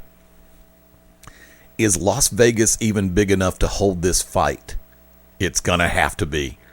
I was actually hoping they could rig it, and God knows they tried, to where it would take place in stadium for Conor McGregor, but in Ireland, because that's what they were talking about. But by the same token, Conor McGregor, the interim champion, the number one contender, faces off finally. Junior is in the octagon. Jose Aldo, take your pick on pronunciation. I'm used to the traditional Latino silent J. Before we get to it, your thought, but don't make a prediction yet, because we're going to hold, we can do that, but we'll have a week to work with that. What do you see going into this fight, and what are the keys that you see that both men have to do, Shane? Oh, man, Eddie, I apologize. I have said this before. I need to get back up on my UFC knowledge. I have been so football, basketball, pro wrestling oriented. I have mixed aside of the octagon for quite a while. I mean, after the Ronda Rousey fight, I don't think I've paid one lick of attention to UFC. So I apologize for all the big ball of health I am this morning. It's cool. Conor McGregor has done everything right in the build to this fight. We were given that emotional letdown after the Aldo rib injury in his training 2 weeks before, where the fight had to be changed to McGregor-Mendez. And I'm just going to sit back and say it's going to be, if these two stick to their plans, and here's my phrase, you know I'm going to say it, if they remember what brought them to the dance, we are going to see one hell of a fight next Saturday night. Jose Aldo, genuinely, pound for pound, one of the best in the world. And a lot of people have him at that number one spot. You don't get to 25-1-0 by accident. Just like you don't get to 18-2-0 by accident for Conor McGregor. And to put this one in perspective, this is a genuine powder keg waiting for that bell to set it off.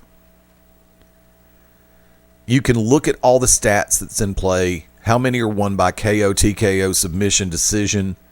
You can look at everything from significant strikes and accuracy. You can look at the grappling takedown accuracy and the averages. When this bell rings, throw it all out the window. Because you're going to have legitimately two of the best in the featherweight division. I don't care what company it is. Finally going at it with the belt on the line. I've been saying Jose Aldo from square one. Conor McGregor is a phenomenal fighter, don't get me wrong. And Jose Aldo is not taking this lightly. Not by any stretch of the imagination. But for me, right now, if I have to guess, if I have to predict, and I've got a week to work with on this one, so once again, I will reserve the right to revise and extend my remarks next Saturday. But at this moment right now, I'm taking Aldo to defend and retain. Championships, yes, should be won and lost in the ring, not the boardroom.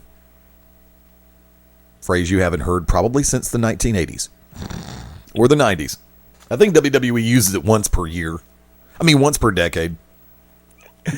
But folks, as we move past December 12th, which I'm going to come back to that date for a second for a reason. I'll give you that reason in a minute. The focal point for a lot of things in the southeastern U.S. is going to be Saturday, December 26th. Carrollton, Georgia. Now, I also understand, and we made a promise. We actually said we were going to do this in the previous segment. We got distracted on predictions. I was going to split between the two. But I wanted Shane to have time. Because the end of the year for a lot of companies is coming up on that weekend. And Peachstate Wrestling Alliance has got a great card in progress right now for December 26th. Shane Noles, the floor is yours, sir. December 26th, Christmas Chaos, the annual event at Peach State, the final event of the calendar year 2015. And whether we're speaking of pro wrestling, football, basketball, movies, life in general, it's crazy to think this year is already almost on the books. Isn't that right, Eddie? That's just, it's wild to me. Seems to go by quicker every year. But for Christmas Chaos, December 26th, in the main event, you will see the No Pain Train Iceberg with Jeff G. Bailey against Dusty McWilliams in a 15-foot high steel cage match. But not just any steel cage match. According to Jeff G. Bailey, a cage of horrors match where weapons will already be in the ring from the onset of the opening bell. Your thoughts on that one? You heard me use the word powder keg. Now, for those who were not at Thanksgiving turmoil, this was a good outing for Iceberg and for Dusty. Dusty showed, in my book, a couple of hints of desperation in the dog collar match. Dusty knows when you get the no pain train rolling, it's hard as hell to derail it. That is why McWilliams was not afraid to take shortcuts when they presented themselves.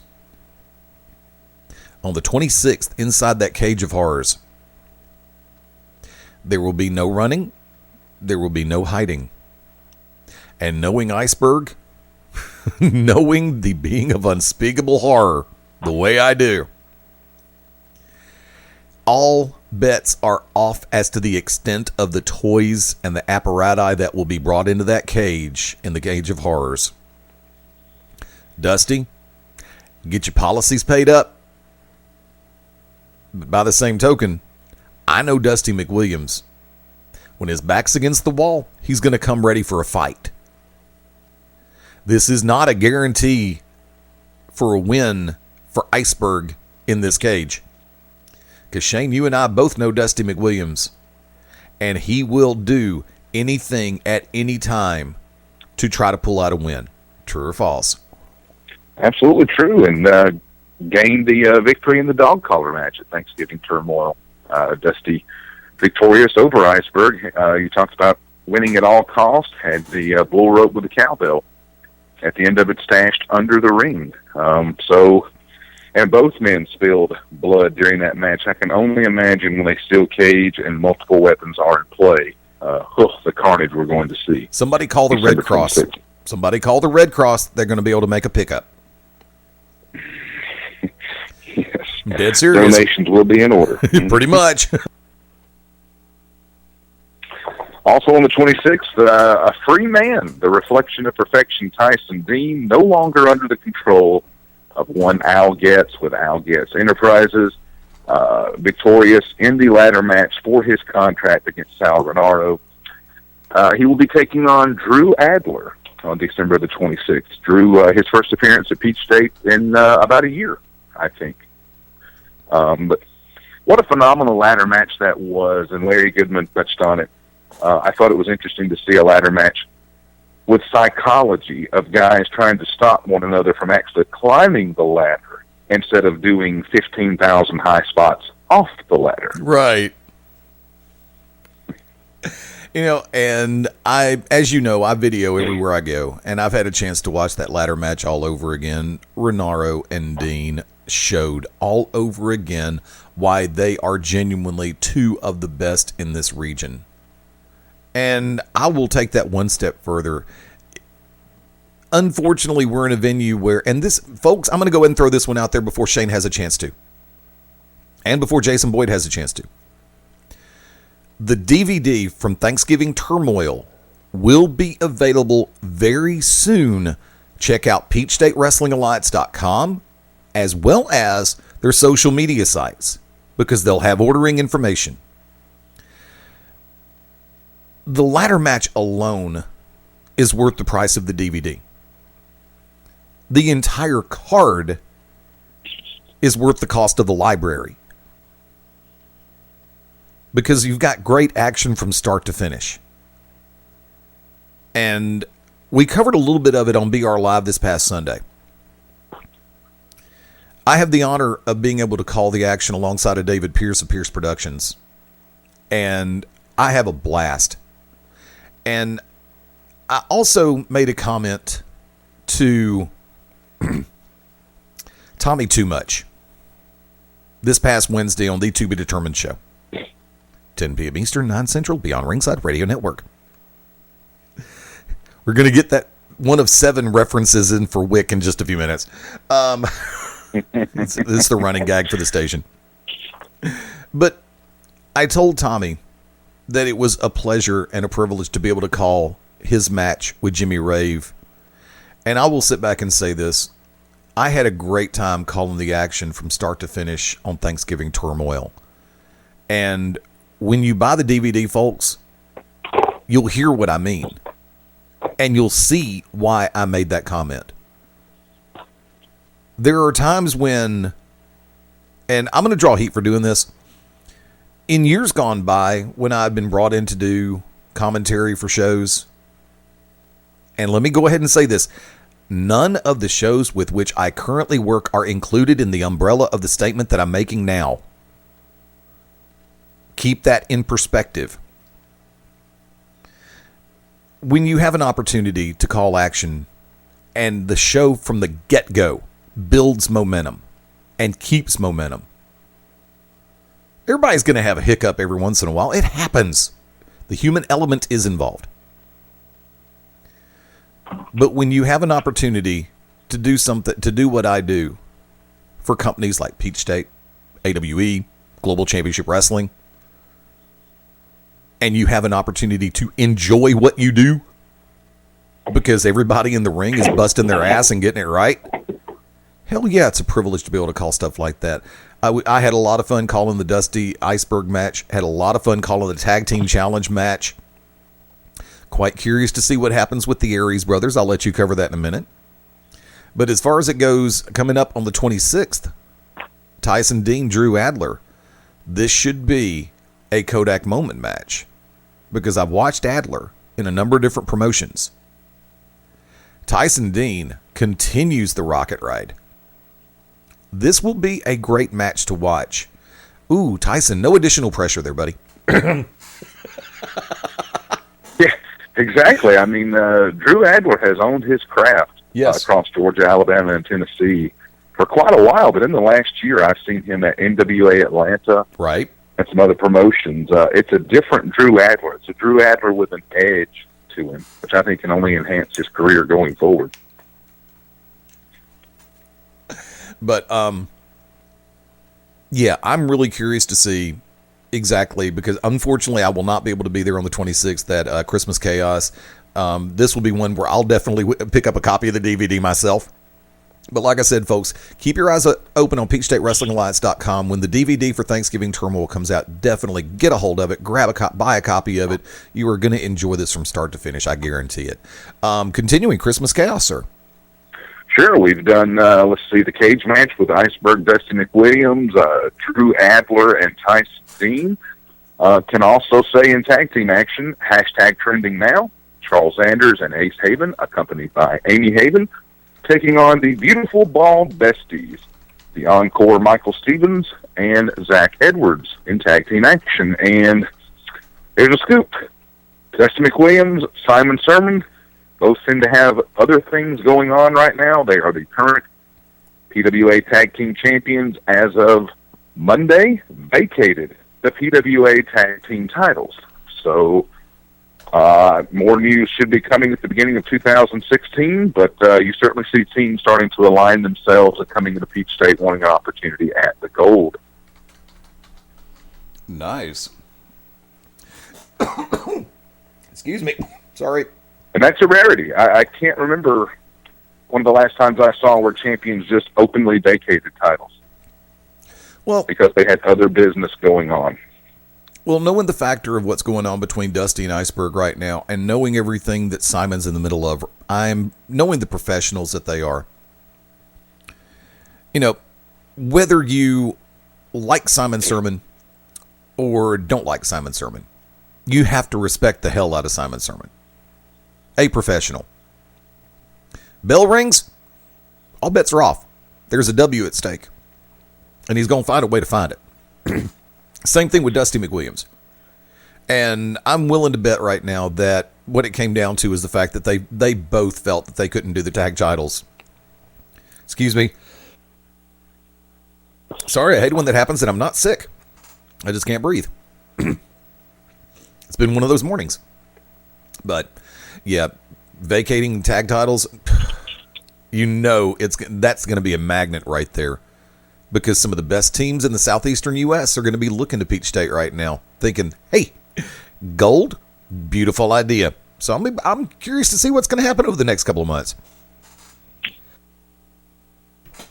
Yeah, curious to see how the tag team picture unfolds. Certainly, I don't think tag team belts will be vacant for long. Depends on how that goes down. But yes, hashtag trending now, and the beautiful ball besties.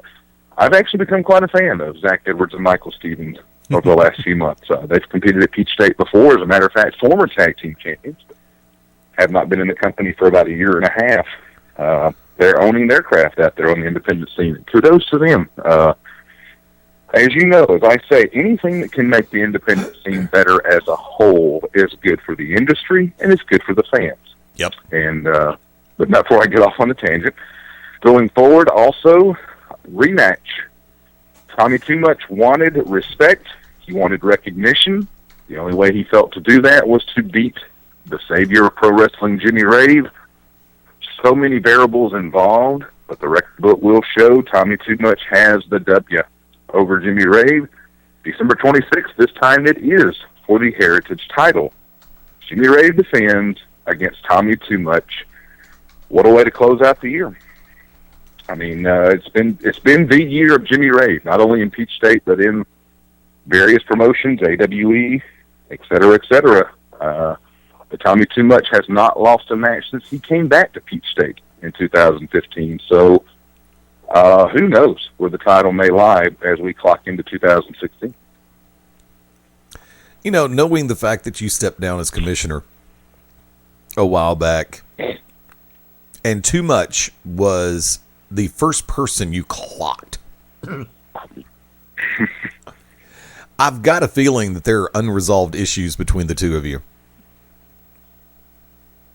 Yeah, I would think so based off what happened this past Saturday at Thanksgiving Turmoil. To touch on that, as special guest referee, that was the stipulation Simon Sermon wanted in our match. He didn't want, tables, ladders, chairs, an evening gown match we had spoke of, you and I and Kaz. He just wanted a straight wrestling match, thought I couldn't beat him in that. And the winner would be the special guest referee for the Tommy Too Much Jimmy Rave match. Thanks to help from the Oracle of Ominous, the Wicked Nemesis, yours truly was victorious in the match, refereed the main event. Everything was fine until, unfortunately, Turmoil reared its ugly head, and Simon Sermon, Sal Renaro, Steen, all trying to get involved. Honestly, at that moment, I didn't think of calling for the bell because I thought a match with these two stalwarts didn't deserve the disqualification to be hovering over it. But right. When Rick Michaels comes out with a chair, had not been seen since mid-August, last time seen anywhere, dropped the tag team titles. When I saw him come out with a chair, I thought, everything's going to be all right in the world. The ring empties, and he proceeds to drill me right in the midsection with the chair. They beat up on Jimmy and Tyson Dean, and then, according to the DVD that I've seen, same footage as you, takes my hand and counts 1, 2, 3. Yep. Tommy Too Much with the victory over Jimmy Rave. So to bring that full circle, I can't help but think Tommy Too Much had a hand in that, in getting in the ear of the original chosen one, Rick Michaels. But I think you see that since I resigned as commissioner, there's no one to stop that. There's no one to issue fines or suspensions. Unfortunately, stuff like that is just going to be business as usual, and people have to take matters into their own hands. I was of the same ilk when everything started to go crazy, and I saw Rick Michaels, which, okay, let's curtain this thing for a hot second.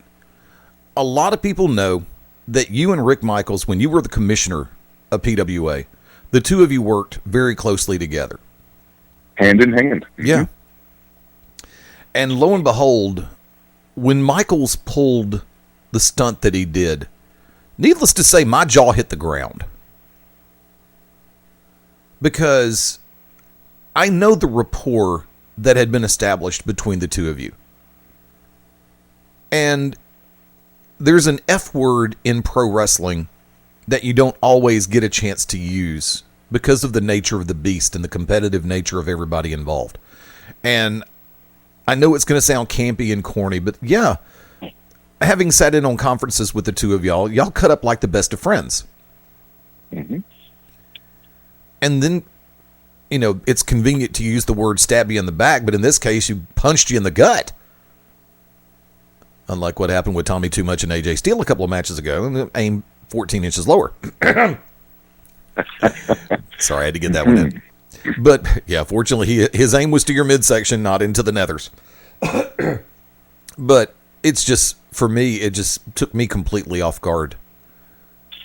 And I thought for sure when Rick Michaels broke through that curtain and made his way out there, steel chair in hand, that he was out there to clean house, not tear the house down. Yeah, and I want to mention that, too. My manager, Wicked Nemesis, went and got Tyson Dean. That wasn't enough. Went and found Rick Michaels with a chair. But I can confirm that is nothing on Wicked Nemesis' part as far as an alleged attack on me, because he came into the ring and was beat down as well, suffering some injuries will not be at Christmas Chaos on the 26th. So for anyone who may have thought this was all part of a plan of the Oracle of Ominous, no, Wick interjected himself to try to protect things as best as possible. Mm-hmm. And yeah, it's amazing. Rick Michaels hasn't been seen in 3 months, and you know, you go back and I see that moment on the DVD with when he comes out with the chair. You saw those fans come to their feet and applaud, just relieved because they knew in Rick Michaels we trust. Unfortunately, that wasn't the case, you know. And his words to me: "You want to be a wrestler, December 26th." That's all very open-ended. I don't know if he wants he and I one-on-one, a tag, or if he's got someone for me. I don't know. It was very cryptic as far as what Rick Michaels said going into December the 26th. I have a scoop for you. This Tuesday night on Beyond Ringside, Back to Basics, 9 p.m. Eastern, 8 Central Time, I will be joined by Rick Michaels live on air in a very rare interview. Live. There's that 4-letter word again. Kids, this may be one of those where mom and dad may have to sit with you near the speakers or near the app, because I never know what's going to happen. Rick and I have spoken before a while back about him coming on board BR. And with everything that came into play, I may have overstepped one boundary, but by the same token, I did it in the name of trying to find out what the hell. So I will get a chance to, this Tuesday night on Back to Basics, find out exactly where Rick Michaels' head is. And like I said, it's not just going to be that. I'm going to get an opportunity to do a full interview with Rick. I'm looking forward to this. Because like I say, for those who know, Rick Michaels gives very few interviews. He does not appear in the public forum that much behind a microphone. And to get this opportunity, first off, regardless of the circumstance, I do appreciate the fact that Rick is going to come on. But for anybody who thinks I'm going to softball this because of everything else, don't even think about that. We'll have a chance to talk more about Rick Michaels' journey through pro wrestling, and we'll also find out exactly where his head was at Thanksgiving turmoil and which way he's planning to go toward Christmas chaos. That you can believe in.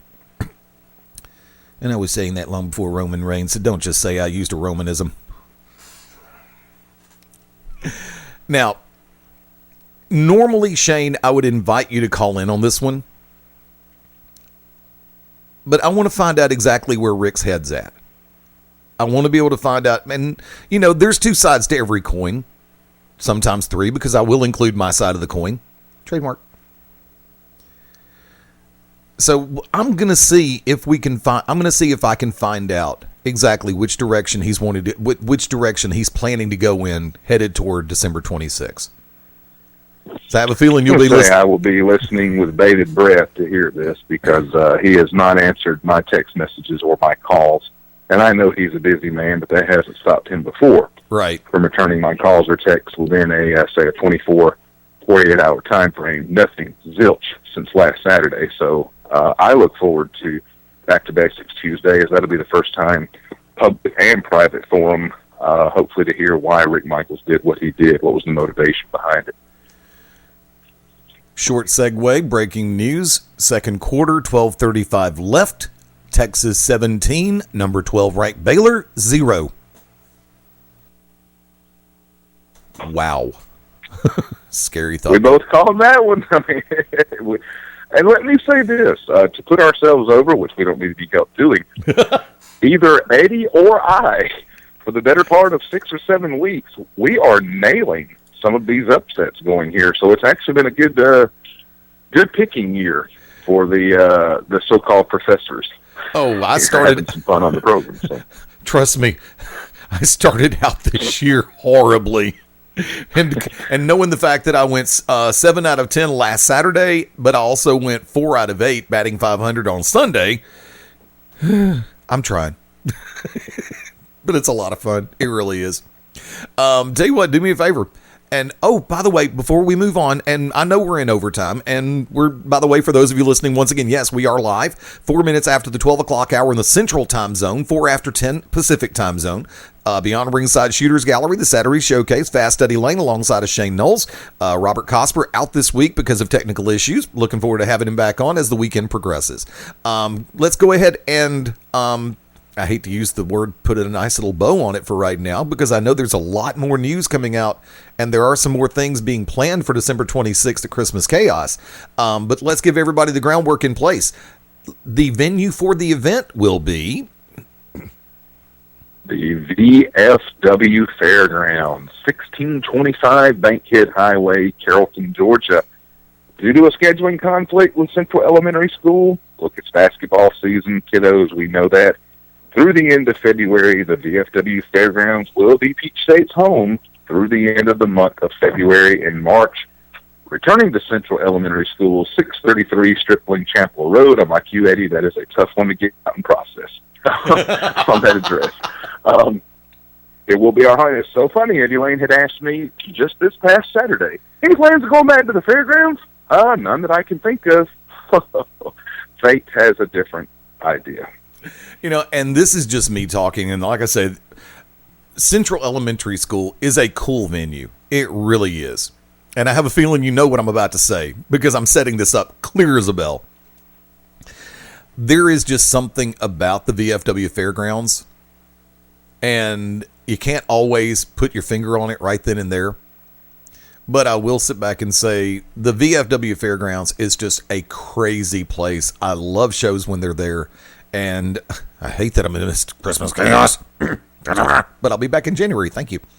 And well, I'm like you with the fairgrounds. There's just something about the way that stage, the dual entrances are set up, that old-timey vintage feel under the lights at the VFW Fairgrounds. Something about it, the mystique. And also, I've got to sit back and say this. When you've got a match on the horizon, like the Cage of Horrors,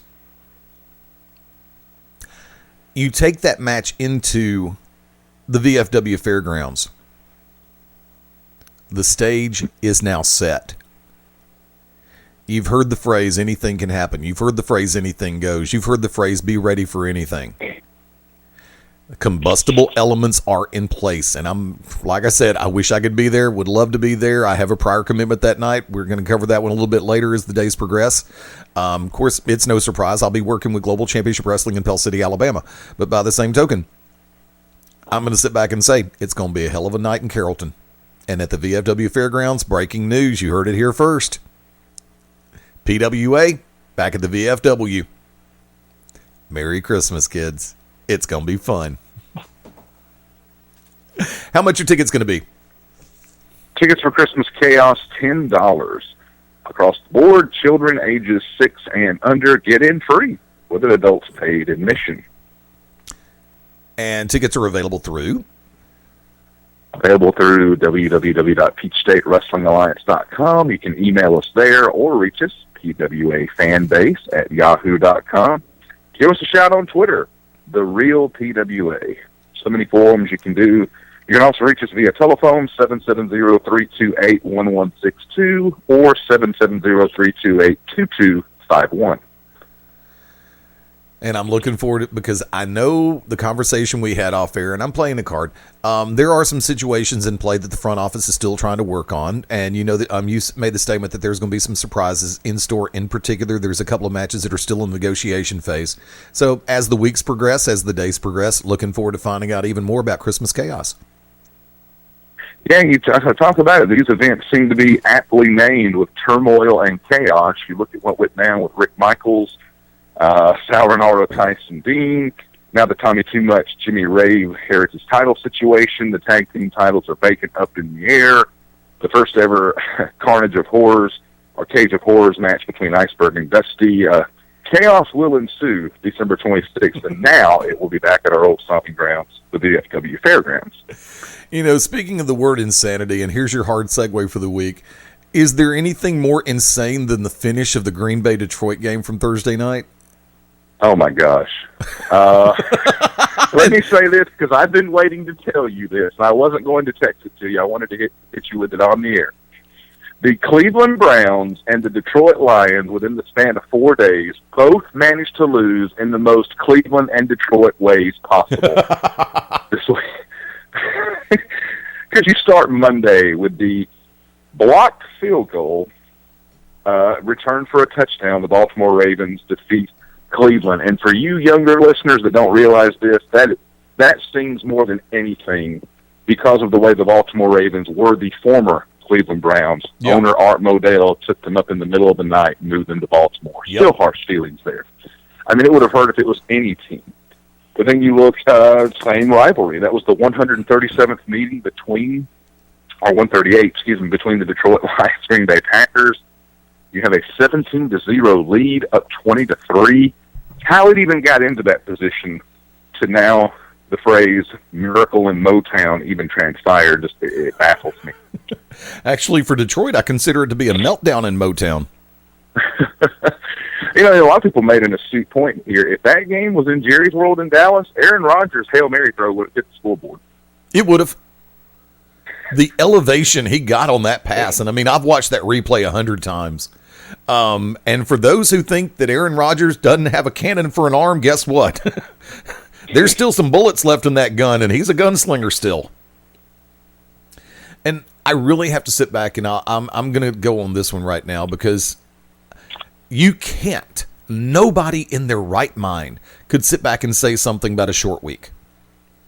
Because remember, Detroit played on Thanksgiving Day. They've had a full week. It's not like they played Thursday, Sunday, Thursday. They played Thursday last week for Thanksgiving, and now that lo and behold, they're on a Thursday again. So they won't have to play again for another Sunday. You can't call jet lag. You can't call fatigue. They've had a week off. There's no short week on this one. If anything, the same token, Eddie, Green Bay also played Thanksgiving evening. Yeah, Chicago Bears. So, if anything, I would have called that for Green Bay's benefit, considering they got blown 17-0 for the first part of the game, and then all of a sudden, it's on. And how Detroit blows that big of a lead. Now, I do understand the defensive turnover. I mean, those happen. And that made it a short possession game to begin at that point, too. So, I have never seen... But the way things went down, and Aaron Rodgers sold the face mask beautifully. Oh, he did. And I mean, I look at it, it's one of those things you can say, yeah, coulda, woulda, coulda, shoulda as an armchair quarterback. But if Green Bay is on their own 24, 25-yard line, I wouldn't even entertain the idea of bringing him down by any means possible, getting near the face mask area, because as we can see, he can throw it 61 yards. Yeah. He couldn't throw it 76 yards. Oh, no, that ball... It's just perfect timing and perfect placement by the receiver, because you notice the last man there was the one who caught it, and effectively I think it was brought out that the shortest receiver was the one who went up and caught it. Oh, yeah, and I mean, here's the baffling part to me. If you're Detroit, which, I mean, I've never guarded against a Hail Mary in my life other than a video game, thank you, but why were all their defenders 3 or 4 yards within the end zone and not one guy roaming the plane, break the plane of the end zone right there at the beginning, because that's where Richard Rodgers caught it, was in front of everyone. Correct. Very correct on that one.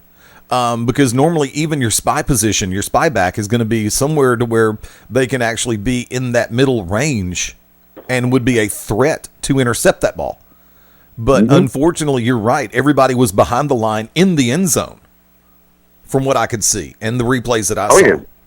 Yeah, we're talking 3 or 4 yards deep here, and sneaks in. I mean, I have to think of it. We see so many plays in a goal line formation where the quarterback or the running back broke the plane with the ball. You got to think that way in a Hail Mary situation, too. He just got to catch it right there above the line of the end zone. Texas just intercepted a Baylor pass, ran it back all the way to the 9. Flag on the play, and there's about to be a fight. Oh. Yep. There's going to be an unsportsmanlike out there somewhere. Let's run a couple of these now real quick. The battle for New York, Jets on the road to the Giants. That's really a long road trip. I feel so bad for their travel expenditures on this one. I guess I don't need frequent flyer miles for that game, especially if I live in Manhattan. Yeah, how odd has that got to be? Because there's only one other situation like that in sports where you're the Los Angeles Clippers, the Los Angeles Lakers. You go to the same venue you go to all year long as the road team. Yeah, I know. You dress in the visitors' locker room. And then it's going to get even funnier, next year after that, when the Rams move back to L.A., and yes, I'm calling the Rams on that one because, look, I like St. Louis, don't get me wrong, and I really wish they could keep an NFL franchise in St. Louis because I think the crowd has done remarkably well for that team, considering it's not a major market, it's a medium-sized market, in my humble opinion. That's the way I look at it from the demographics. And for as much as I want the Rams back in L.A., I hate the fact that at St. Louis it's going to lose a franchise. I agree with you. It's proven, though, St. Louis, and God bless them for it. They are a baseball town for the Cardinals. And remember when they lost the Cardinals originally to Phoenix, to Arizona, the public outcry, and that's one of the reasons why the Rams moved, was that Rams were taken to St. Louis. And I feel bad. It's just, there's an opportunity for two teams to open up, to balance things out all the way across the board. If my numbers are correct, they may not be. I'm not sure. I got to look. But from there, to keep the world in proper perspective, I mean, the big talk has been either St. Louis, Oakland, or San Diego. The Chargers.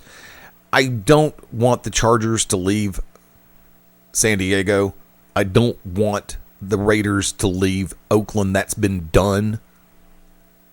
Remember, they have been called the LA Raiders for a reason before, kids. I was going to say, I've spoke before on this program, told you, my father, a Raiders fan for over 52 years now, he said it was never the same. No. When they were in Los Angeles. They belong in Oakland. And I'm like you. We've seen that story play out before. The Chargers, they're an old AFL franchise. They belong in San Diego. The powder blue with the yellow bolts. If anything, I'm like you. The Rams, let's move them back to the Los Angeles Rams with that royal blue and yellow. Oh, it'd be like the 1980s all over again. Just find John Robinson to coach. There you go. Wow. You took that one right out from under me. Damn it. Just pulled the rug right out from under him. But going back to the original one we got off here, the Giants and Jets, we've reached that point in the NFL season to me, just like the collegiate season. We've seen what everybody's got, and we still don't know what the hell to make of just about anybody from week to week. The New York Giants are within one play of defeating the Super Bowl champion, undefeated New England Patriots, and then go out and, lay a royal goose egg at Washington, and now the Redskins at 5-6 are in first place. Jets have lost 3 in a row. Of course, my Miami Dolphins is the potion that will cure all your ails, as the Jets defeated them last week. So I will take the Giants, just for no other reason than they lost last week. Yeah, I'm going to go into. I don't have the numbers in front of me right now, and I'm going to assume that the football giants would be the dog at home. So even though it's a Sunday, normally dog at home works really well on Monday night. But I'm going to go ahead and say I'll take the New York football giants this week. Arizona St. Louis. That's going to be a question mark. That should be a very entertaining game, and I'm just wondering which was going to be the one that's carried in the southeastern U.S. I don't know, but I'll be watching Red Zone anyway. Cardinals Rams. Shane. Looking at it now, Cardinals a 5-point favorite at St. Louis. Earlier in the year, the Rams defeated Arizona in Arizona, but boy, had those two teams went in different directions. I think the Cardinals get them this time. I'm actually taking the Cardinals on the road. Speaking of road teams, the Atlanta Falcons on the road at Tampa Bay. There will be a little bit of justice served on this one. I'm taking the Birds. Shane? I was wondering, it is a pick'em game right now. Tampa Bay won in Atlanta earlier this year. Yep. As it stands now, Atlanta is the number 6 seed, the final wild card in the NFC. If Tampa Bay wins this tomorrow, they overtake that spot. But I'm like you, something has got to get right with Atlanta, and I think it starts tomorrow. I'll take the Falcons. I think it started yesterday when the Hawks defeated the Lakers, and that really kind of, for as much as I enjoy saying that, it hurts to say that because I like both teams. You ever have games You're like right. The Jets are a 2-point favorite at the New York football Giants. I'll take the dog at home on this one. I'm still taking the Giants. Seattle on the road to Minnesota. I'm going to go ahead and sit back and say Vikings at home could be combustible elements all in place. I'm taking the Vikings. Yeah, Vikings are 2-point home dogs, which I'm surprised with Seattle. I mean, you look at the records. I know Seattle beat Pittsburgh, but this is one of those situations a West Coast team has to play a 1 o'clock game. That is never, unlike the Hunger Games, the odds are not ever in their favor. Right. When that takes place. I will take Minnesota. That defense is legit. I've had a couple of games to watch against Atlanta last week as well as Oakland a few weeks before, both of those on the road. That Vikings defense, very, very talented. And with Peterson, yeah, I like the Vikings at home. Ravens versus Dolphins at Sun Life. Shane? Well, Baltimore has no receivers you can name. Their lead running back, Justin Forsett, has broken his arm. Joe Flacco out for the year. The remains of Matt Schaub are at quarterback. And why do I still feel like they could still come into Miami and win this football game? But Miami having fired Bill Lazor, the offensive coordinator, earlier in the week because the offense had gotten too anemic, I've got to think there'll be just a little bit of a spark under the new OC, Zach Taylor. I will take the Dolphins at home. You know, it's funny you mentioned my favorite word when it comes to offenses because I had said the same thing about Alex Smith for a couple of years. There were times when Alex Smith would be the epitome of the old Dan Patrick term, en fuego. And there are times when Alex Smith was at a quarterback position, was completely anemic, and just it's like a department store mannequin could be more energetic than Smith could. And so it's like, and I always sit back and say, which Miami team is going to show up? Is it going to be the one? Yeah. Is it going to be the one that shows sparks of life at the weirdest times, or is it going to be the one that sits back and says, well, we might be able to get a first-round draft pick? I'm taking I agree. Somehow or another, if it's any other team, I'm saying Baltimore will shock the world. But if Baltimore wins this game tomorrow, it will not be a shock to me, even though I'm taking the Ravens. I just can't take the Dolphins right now. I'm sorry. I don't blame you. I don't blame you in the least. And it seems like every year, for some reason, as a Dolphins fan, whether it is in the rotation that we play the AFC North, or if that's not the division you play, I know you know how the scheduling works. You will play a team that finished in the same position you did the previous year. We always play the Baltimore Ravens, and it's always in Miami, and we always lose. You keep laying that out there, and I'm actually going to shift and say Miami will upset the system. And one thing that won't be an upset, I do have Cincinnati over Cleveland, even though Cincinnati on the road at Cleveland tomorrow, and I've got the Bengals winning. I'm like you. That's got to be a lock, you would think. I mean, with all the chaos, Mike Pettin rumored to be out, Urban Meyer rumored to be in. That remains to be seen. And something I wanted to touch on, have you seen, and I'll try to make this brief, everything with Johnny Manziel? No, I haven't. The last week, no. I have been a Johnny Manziel supporter. I think people have been too hard on him, but even I cannot defend him after this. As most people know, he went to 10 weeks of court-ordered rehab In the offseason, the Cleveland Browns stuck by him. When Josh McCown was benched due to injury, Manziel was brought in. There was a talk from the organization. Please do not do anything to be a distraction. He said, I will not do anything off the field to be a distraction. One pulled over in Texas by a state trooper. He and his wife had got into an altercation. She said he had hit her, did not file charges. 1 week later, shown not in the background at a club drinking, forefront mugging for the camera with big bottles of liquor and wine. Oh, God. And here's the thing. When questioned by Coach Mike Pettin and General Manager Ray Farmer, he lied and tried to get other members of the team to lie for him. And that's why I was like, they're benching him for having alcohol. He still can't be a person in his mid-20s. But once it came out that he had lied and deceived the organization, I don't see how he plays another down of football for them this year, if ever. And I've been a defender. I'm not a fan. I've just been a defender of Johnny Football. But when I heard that he not only lied to the organization face-to-face and tried to get other teammates to do it as well, that's the point of no return. I don't know how you feel about that, Ed. Hang on a second.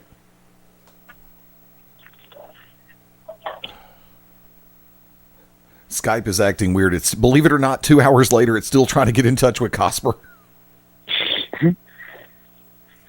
Wow. This is still live, kids. I feel bad for Manziel. I feel horribly bad for him. But by the same token, I feel worse for his family and his inner circle of friends. I don't condemn anybody for their demons unless they have no desire to conquer their demons. And if I'm the front office of Cleveland, he's done. I was curious if you were the same sentiment as I was. When you lie to the organization and try to get others to do that for you, I just can't see what the support system would be around anymore. If he had come out the first time and said, look, I had a moment of weakness. Things started getting bad. I didn't feel like I could talk to anybody in a relatively simple way. So I went out. I had a group around me, wasn't the greatest influence in the world. And yes, I got hammered. And you know me. I see a camera. I'm not going to run from it. And that was wrong. I mean, no, I've never given this speech before. This is all ad-lib, by the way. Oh, it sounded well rehearsed. Kudos to you. It was very much ad-lib. But in this realm, if with everything that the front office of the Cleveland Browns has done to try to help protect Manziel from himself and to try to help him recover and return, he's done. But we also live in a world. Where's Don LaFontaine when I need him? In a world where... Damn, I almost got that one right. Didn't even need to call Pablo Francisco for that one. Look, I'll tell you off air. You know what we're setting ourselves up for here? Yes. That would be a trade out of Cleveland down to Jerry's world, as Jerry Jones loves Manziel, tried to draft him on draft night, craves that attention, sees ticket sales, sees media coverage. Personal conduct be damned. We've seen that with Greg Hardy. I thought you were going to sit back and say we were setting up for a very familiar movie and television sound effect like... But I'll take that one wherever I can get it now. Just when you think I'm going to be predictable. Yeah. But we live in a world where the NFL Players Association is as strong as any lobby or mafia that's out there.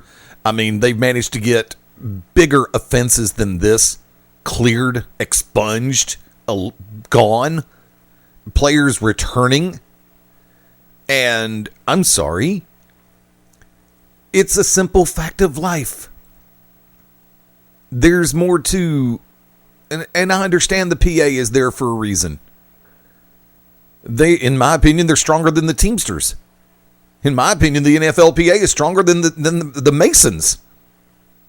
Ooh, Illuminati reference. And so the NFLPA will find a way to downplay this and to make the NFL look like the bad guys instead of Mansell. Plain and simple. But if it's me, plain and simple, he's done. Yeah, trade him, sell the contract outright, call Jerry and say, you want him, come get him. But you're paying transport fee. And he's not paper trained. Yeah, he's not driving. Yeah, there you go. Yeah, he's not driving this time. One of the two other quick ones, real quick, I do want to look at. Tomorrow, the return match, Jacksonville on the road, Nissan Stadium, taking on the Tennessee Titans. Tennessee on the road, of course, remember, dropped the heartbreaker down in Jacksonville. Can Tennessee make up for it on home turf, Shane? I will take the Titans, yes, because the revenge matchup with Jacksonville, plus the fact Tennessee has lost 11 straight games at home. They got to get through the win column. Please let tomorrow be the day. From there, Denver at San Diego. This is going to be a nightmare. This is going to be a heart attack waiting to happen. And this is one of those where I don't see a blowout. I legitimately see it coming down to late fourth quarter. Maybe not the last play of the game like we had on Thursday, which was the epitome of that term. Literally again. But Osweiler has been really good the last couple of weeks and gave a great account for himself this past week in particular. Can it hold up against the big question mark is San Diego's defense right now? We all know that San Diego's offense, when they're healthy, they're clicking, they are damn good. And there's some holes in Denver's defense right now. One man can't run the whole show. If everybody was healthy on Denver's defensive side of the ball, I'd say this is going to be a low-scoring affair. But I honestly, with Osweiler and with Rivers both healthy, even with good resources, I think this is going to be a high-scoring game, and I think it's going to come down to the fourth quarter. Shane? Why are we so alike, seemingly? I am like you, I think, trap game, because how could you not have a little bit of a letdown being the team that beat the New England Patriots? I know I shared that meme with you on your Facebook page. Mm-hmm. My client is the one behind 10-1. Brock Osweiler. I just thought that was hilarious. Oh, it was beautiful. Whoever came up with that. I'm going to take the Chargers. I'm going to take San Diego at home in a division game. Phillip Rivers is leading the league in passing yards, and by God, he has had to for a reason. I see it nothing more than a trap game, a little bit of a letdown, playing a division opponent. I would take the Chargers. January wings bet.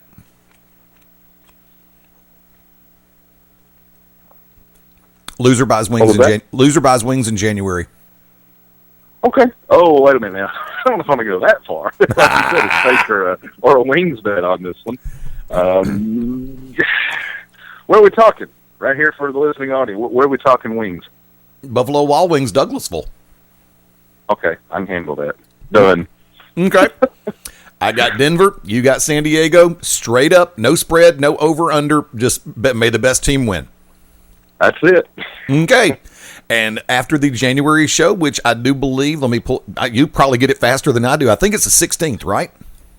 Correct. Yeah, January 16th. That will be at the VFW Fairgrounds as well. And after that, Shane will be buying me wings at Buffalo Wild Wings in Douglasville. Hopefully, revenge is a dish best served cold. So, KC at Oakland. That's going to be another one that I'm really having fun with, because with Oakland, it's been a constant learning curve and a great improvement week by week. Win, lose, or draw, Oakland continues to impress and continues to get better. Kansas City has just been kind of like there in my book. It's like they haven't done anything remarkably stellar, nor have they been they haven't been totally horrible. Home game for the silver and black, and I've got Oakland winning. Yeah, you and I speak a lot about Oakland on this program, and I agree with Tony Dungy last Sunday night. He said, I love the Oakland Raiders. The foundation is in place. They're just a year away. But just like Atlanta and Tampa Bay is for the 6th seed currently right now, this is the same thing in the AFC. Kansas City currently the 6th seed. Oakland can launch itself right into that position. Yeah, I'm going to take the Raiders at home. It's baffled me that Kansas City started 1-5, lost their best player, Jamal Charles, and has reeled off 5 wins in a row. Yeah, and they're sitting. I think that ends tomorrow. Yeah, they're sitting 6-5 right now. 3-2 on the 3-2 at home, 3-3 on the road, 2-1 of their division, and 5-2 in the conference. And as far as it goes right now, Oakland's right behind them at 5-6, so Oakland has a chance to get to 500. 2-3 at home. I think that changes. 3-3 on the road, 1-1 their division, 5-3, and go figure this one. They're 5-6, but they're 5-3 in the conference. It's weird. Yeah, I know. Yeah, we're getting into some of these other games. I mean, you may have covered it, but I'm going to pitch this one to you. Go ahead. Carolina at New Orleans. Why do I feel that's also a trap game? I think this is going to be one that Vegas is going to be going nuts over right now. I don't have a line on the game. I didn't look those up this week. 7 in favor of Carolina. I'll take it, and I think it's over. I think Carolina covers and then some. Because if this had been anywhere in the last 5 years, I would have said no chance in hell Carolina wins at the Mercedes-Benz Superdome. The New Orleans Saints, as of this year, have shown that there's kryptonite even in the Superdome. They've lost a record number of home games this year.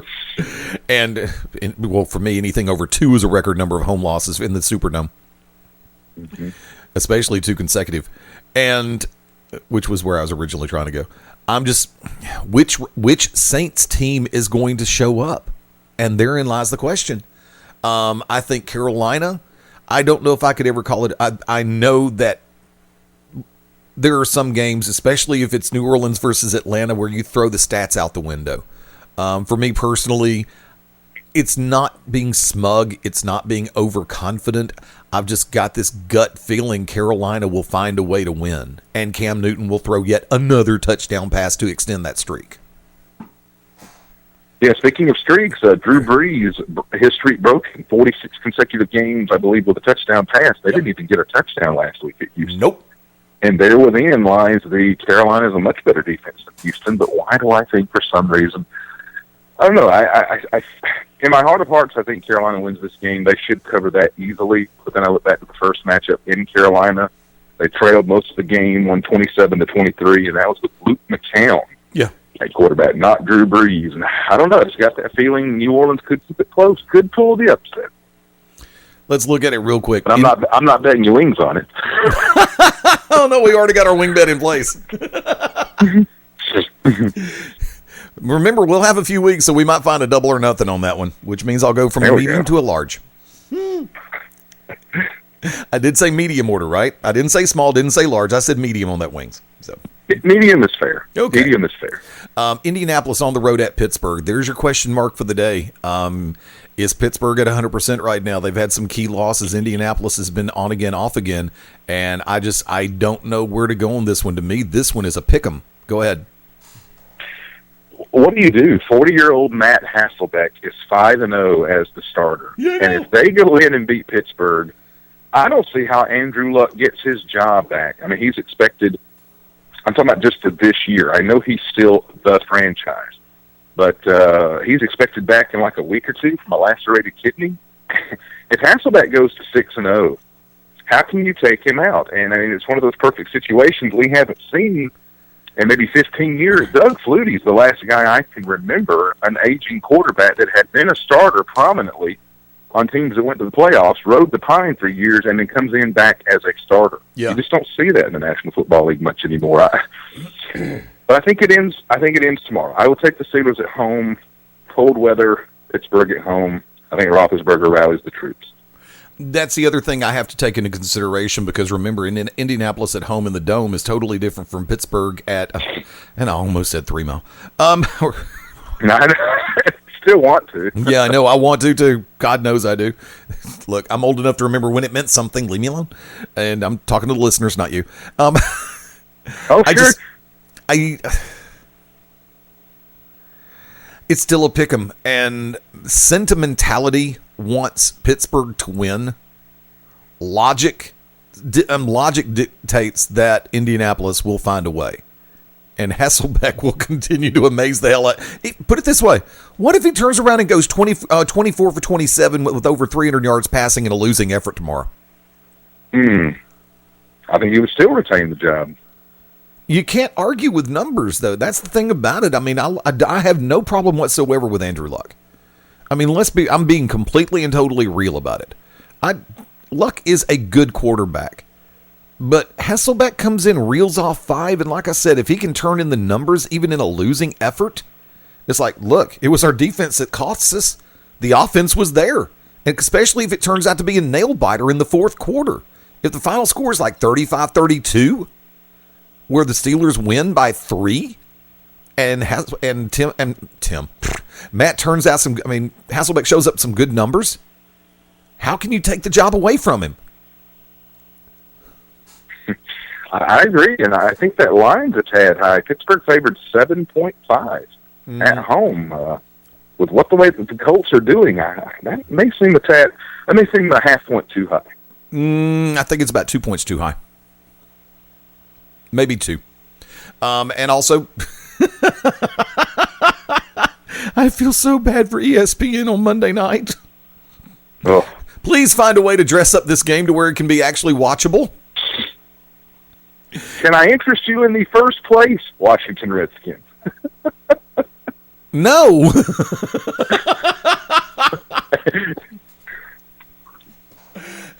As kids, we grew up, depending on where you're from, playing Cowboys and Indians. Mm-hmm.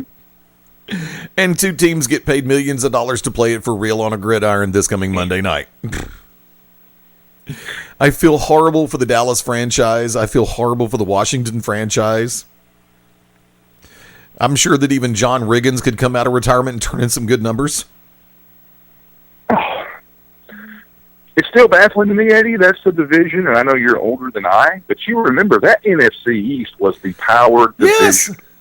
It had the power teams. All 4 were relevant. They had power coaches. Bill Parcells, Joe Gibbs, Buddy Ryan.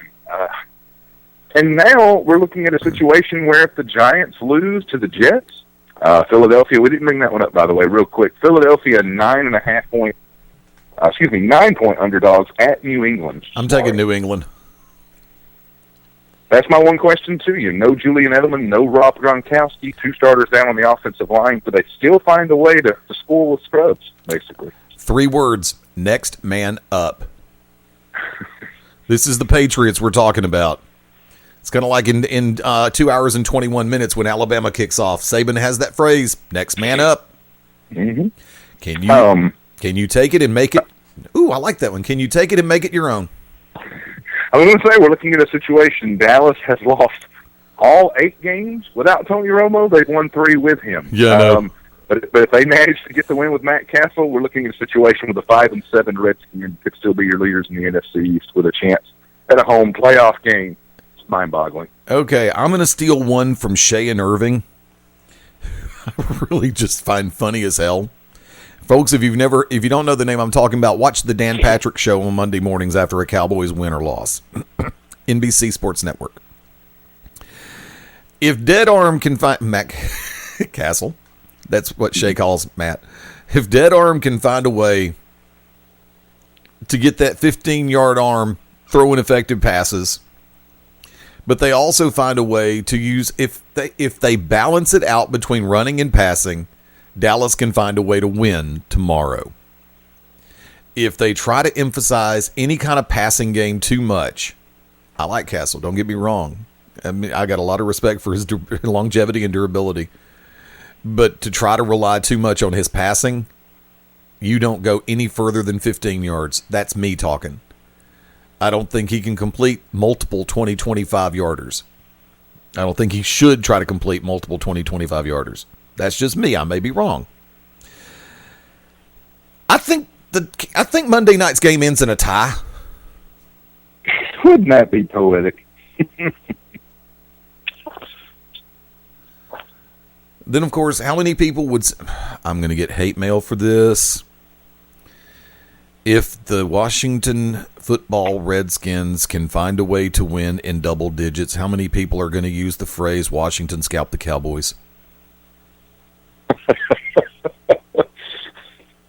Here's the baffling thing: at 3-8, the Cowboys are still in contention for the NFC East title. If they win, They are one game out with a tiebreaker over Washington, with the next game being in Dallas in a couple of weeks. Folks, for those who don't watch pro football on a regular basis, the NFC East, to which we're talking about, the teams that are currently tied for first in that division, Washington Redskins and New York Football Giants, both have records of 5 wins, 6 losses. The team that's technically in second, i.e. third, the Philadelphia Eagles, 4 wins, 7 losses. The Dallas Cowboys currently sitting at 3 wins, 8 losses. That is a .273 winning percentage. They are 1-5 at home, 2-3 on the road. They 2-2 currently in the division and 2-7 in their conference, and they're not out. Then you've got the Washington Redskins, who are 5-3 in their conference and 5-6 overall. And the New York Football Giants are 4-5 in the conference, 2-3 in the division, and still have a chance. You ready for the crazy stat there, Eddie? Washington Redskins have not won consecutive games this season, nor have they won a game on the road. They sit in first place. Damn. Do me a favor, let me do a hard shift real quick. I want to remind everybody that you've got a lot of great action, not only on the gridiron, not only on the parquet, the hardwood, coming up all across the country. You've heard us make a reference to, and there's one that I want to get out there real quick, and I apologize for I'm not doing it sooner. This coming Saturday night, December the 12th in Birmingham, Alabama, 7 p.m. start time at the Zamora Shrine Temple. It is going to be Strike Hard Productions back in action. SHP 41, the super fight is on. Keith Johnson taking on a good friend of mine and a great friend of the family here on Beyond Ringside, Fred Weaver. For our friends who are MMA fans in the state of Alabama, this is one you are definitely going to want to check out. Even in Eastern Georgia. Western Georgia. Yeah, East Georgia too. Screw it. Come on over. Love to have you. If you've never seen Keith Johnson fight, the guy's got great skills. Fred Weaver, incredible talent. I'm like I said, I've watched Fred for a long time, and he's actually one of the first interviews that we did on Beyond Ringside during the Fox and Hound era, back during the original run of the show, the first part of this run of the show. Also happy to find out that Matt Elkin's making a return to the cage. Eric Anders, that name's going to ring a bell, Roll Tide, making a return to the cage in Birmingham. So, like I said, mark your calendars, make your plans next Saturday night. I know a lot of people are going to want to see the main event with Aldo and McGregor. But I'm going to sit back and say this. If you get a chance to, and you are in the area, 2 hours, still not far enough away, still not too far. If you can make it to Birmingham, Alabama next Saturday night, 7 p.m. start time for SHP Strike Hard 41 from Strike Hard Productions, you will be treated to a great night of amateur and professional mixed martial arts action.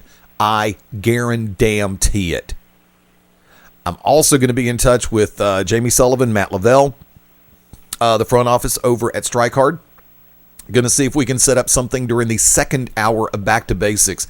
I know it's a little bit late. It's 11th hour, but I definitely want to try to get them on so we can cover the card in full depth. Like I said, this coming Tuesday, at 9:30 Eastern, actually probably sooner than that. We may move it a little bit forward because I know that hour can mean a lot as far as work life goes. Rick Michaels slated to come on this Tuesday night on Back to Basics, and I didn't realize that we'd gone almost an hour over with all the way across the board. So I will sit back and do this and say, I know that I'm actually off today, so I'm going to go find more pizza and first beer. Work on that concept. Shane Noles, going to toss to you, sir. The floor is yours. Last call. It sounds like a plan. I also am off today. It's weird. I have nothing to do with trivia, karaoke, DJ, or professional wrestling. I think I'm going to enjoy these football games and make it out of the house tonight. I noticed AWE venturing down to Temple, Georgia, not far from my neck of the woods. Looks like a good main event on tap. Chip Day, Jimmy Rave, and Kyle Matthews in a triple threat main event. Nice. What's bell time? 8 o'clock Eastern for that. And I don't know. I believe it may be a merger between UIW and AWE because UIW had mentioned a show December 5th at that same venue, the Rec Center in Temple, and now I see the poster for AWE on the same night. So Not sure if they're trying to keep that hush-hush. I didn't want to reveal the curtain, but I don't know. It's just speculation on my part. So. Oh, well. Sounds cool. Hope it works. Hope they have a great crowd. Either way, it sounds like a tremendous main event. So. Hell, if I'd have known anything about it, if Josh would have gotten in touch with me about it, I'd have been more than happy to mention it. Yeah, I'll shoot that poster over to you when we get off air, because I was shocked, too. I saw it last night, and I was like, that's interesting. Why have I not heard that they would be coming to Temple this weekend? You know? Exactly. But you have more on the last call side? Oh, can't think of anything. I will ask you this, just craziness. I'm not sure if you do a lot of Christmas shopping, but have you started yours yet this year? Because I have not. I haven't bought gift one yet. Me and Amazon Prime are really good friends, and after I just don't see me doing a lot of brick and mortar this year. Order just from Amazon Prime. That's simplistic enough. One-stop shop, right? Mm-hmm. I mean, you can do it from the comfort of your own living room in your SpongeBob SquarePants pajama pants. I'm speaking to myself. I don't know what you wear on your evening attire. Justice League Zubas. I don't wear SpongeBob either. I don't know why that was the generic cartoon character I went for. But boy, if I could find some Jim and the Holograms, day made. Does it scare you at the concept of a guy wearing Flash underoos? What is the age? Because I did that at the age of 4 to 6. Are we talking? Okay, 4 to 6 is fine, but if we're talking about teen and over, is there not an underlying thing that women shouldn't be looking for on this? Okay, now we're going to bring this back full circle. You were talking about better than your winning or batting percentage, batting average on first base. I think the Teenage Mutant Ninja Turtles, the Batman, the Superman, the Spider-Man, the Flash, the SpongeBob, wear that at the house. Wear that with the fellas shooting pool. Do not wear it on the first date. There you go. Or second. Or third. Ladies, does it not make you think something you shouldn't be thinking if your man takes off his pants for the first time and you see him wearing Flash anything? Because remember, Flash was the fastest man alive. Yeah, I have to think about that. I mean, just go to dating websites. Plenty of fish and Tinder seem to be, all the rage. Let's say you met someone, a mutual agreement was made for dinner and a movie or dinner and bowling, whatnot. Things go your way. You were quite fortunate to find yourself in that position. The pants hit the ground, and yeah, superhero underoos. There's a scary thought. Yes, it is. Although for a woman to take go figure, here's your double-sided logic. For a woman to take off her clothes and she's wearing a Wonder Woman outfit underneath, I think most guys would sit back and go, jackpot. See, that's the thing. You're so right on that. That is so crazy on the flip side of that. If we saw Wonder Woman, She-Ra, goodness, who was the one, Lucy Lawless? What did she play? Yeah, you said, Xena, Warrior Princess. Xena, Warrior Princess. If we saw something like that, some of us Star Wars fans, Princess Leia, go crazy. Women, not so much. Yeah. And you would get talked about to her friends. And on social media. She would come up with a fake name just to post pictures. I don't think it'd be, well, yeah, it would be. I was going to say, if we moved away from superheroes, but if you still were wearing Scooby-Doo underwear, Charlie Brown, Snoopy, none of that reflects in a positive light. There are some really twisted ways I could take that right now, and I am going to refrain. I will go ahead and say this, gentlemen. If you were listening and you're looking for a good piece of advice from a man who has been divorced 5 years, I can tell you this. If you were going to wear SpongeBob, The Flash, Scooby-Doo, there better be a ring on her finger already. I wouldn't wear the Scooby-Doo and Shaggy version, but I would definitely wear the boxers that have the mystery machine right in front and see if she catches it. There are some if it made underwear with you open up those Hallmark cards that have the songs. Oh, great God. If you undid your pants to use the restroom, and right there on the mystery machine, you got that Scooby-Doo music, the bum bum bum bum bum bum. As long as it doesn't immediately start out with Scooby-Doo, where are you? Oh, yeah, you hear the bats flying by. Oh, one that's just as good. I like this concept. Have your boxers with the colors of the Partridge Family bus. Press the little button and goes, "Come on, get happy." Yes. Oh, wouldn't it feel great if you're at work and Sunday, Monday, happy days? That would make the experience so much better.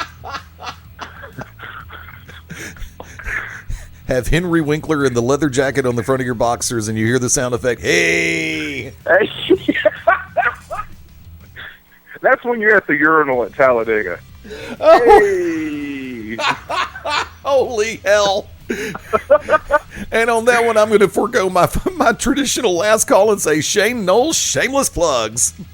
Oh, that's all I got. I think we just we were so serious for the better part of almost 3 hours when we delved into the Bizarro world.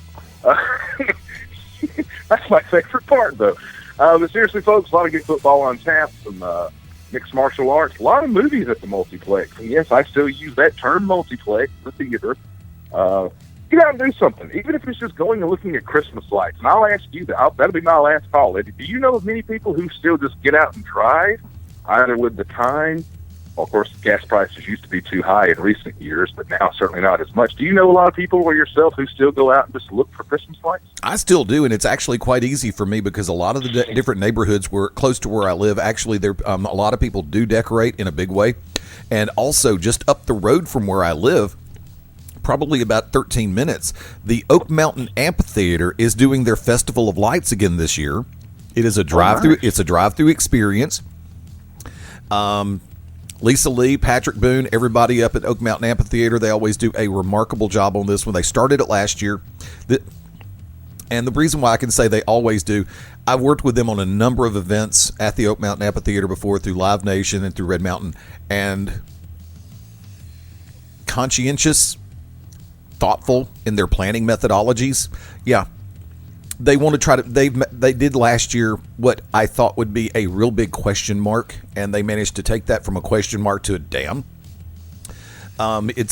They have now, as of this year, an FM transmitter. Scary thought. No, I haven't found a way to hack it yet. Give me time. But from there, what they're doing is they will be using that FM transmitter. Since it's low-powered FM, they'll be able to fire it up, and they'll actually be able to play Christmas music and have different things going through while you're driving through the Festival of Lights this year. So that's going to add a whole new dimension. Similar to something I've done with Callaway Gardens over in Pine Mountain, Georgia. It has the Night of Lights, where you can either take the trolley or drive through yourself, and the entire, all the grounds are just filled with Christmas lights decorations. But favorite part of that, I know I'm speaking to a man with a good stomach, fried Oreos, fried Reese's. Tremendous. Fried Oreos rock. And if you have not had them yet, the new lemon cream Oreos that are out are really good. I love the lemon cream, didn't care for the watermelon this past summer. They have the birthday cake Oreos, and the ones that I wish they'd have done here in the lower 48, or at least where I could have driven one state to find them. At one point in time, they did actually make a red velvet cake Oreos. Yes, I'm like you. I saw that on social media, but it's not available at any merchant store I went to. But one other thing about Christmas, mention it to our listeners, maybe in the West Georgia, East Alabama, of course Tennessee as well. I know a lot of people travel. Six Flags over Georgia has Christmas in the Park. Go on YouTube and check out the trailer of that. Everything Christmas lights, attraction, shows, and features. I'm surprised they didn't do it sooner. If they do it where it is and I'm going to take us back into a really weird area for a second. If they were to make sure that this is done to where it targets a wide variety of individuals and not like their Halloween, which was a very segmented promotion. Mm-hmm. Do you know of what I speak, or should I go wait till we get off air? No, I'm with you. Okay. Yeah, if they can make it where it is a situation where it's a wide, not just targeted to a niche audience, and I'll leave it at that. If you make it to where everybody feels welcome and nobody feels left out, then I'm okay with that. If you make it to where a small segment is welcome and everybody else is pretty much alienated, nah, got no time for it. That's why I got a problem with Six Flags right now, because they did that on Halloween, and it's just like, yeah, I guess I won't be spending my money at Six Flags for Halloween, because I wouldn't be made comfortable there. But that's a different animal, and I hate to end on that one. Six Flags, still like it. And if you haven't had a chance to see, there is a photographer, and I've got to find his name again. He's done some pictures from the abandoned Six Flags New Orleans, which was devastated after Katrina. And yeah, I'll find these because I've got them bookmarked. I've just got to I've got to go ahead and track down his name so I can send you the links to it. Wow. I've been a photography buff all my life. I've been shooting behind a Nikon ever since '87. And for me personally, when I get a chance to, get the abstract pictures, I love them. I love to be able to take them. I love to be able to see them. And this guy's done a full continual run about the forgotten side of America, where he's gone to abandoned malls, amusement parks, businesses, schools, and taken pictures as the decay continues. So it's really just it's eerie, but it's cool as hell in my book to see. Mm-hmm. And absolutely, love to find a little on there. Do you know the guy I'm talking about? I do not. No, this is the first I've heard of it, but you've definitely got my curiosity, because when you talk about old malls and amusement parks, I just love seeing the forgotten side of America. I will send you a link as soon as I'm able to try. I've got to go through my bookmarks and pull it up real quick. It's on my other computer. Have you already run Shameless? I got distracted. Yeah, we did the Shameless plugs. I mentioned a lot of stuff on tap. I brought up Christmas lights, and then we went into different events, Christmas events being held in and around Georgia, Alabama, Birmingham. Okay, but I never heard you mention useless trivia this week. Oh, yes, my apologies. Useless trivia will still be Monday, Loco Mex, Mexican restaurant in Jacksonville, Alabama, 7 o'clock Central Time. Wednesdays at the Mellow Mushroom in Oxford, always a good time there. Wednesdays at 7 o'clock as well.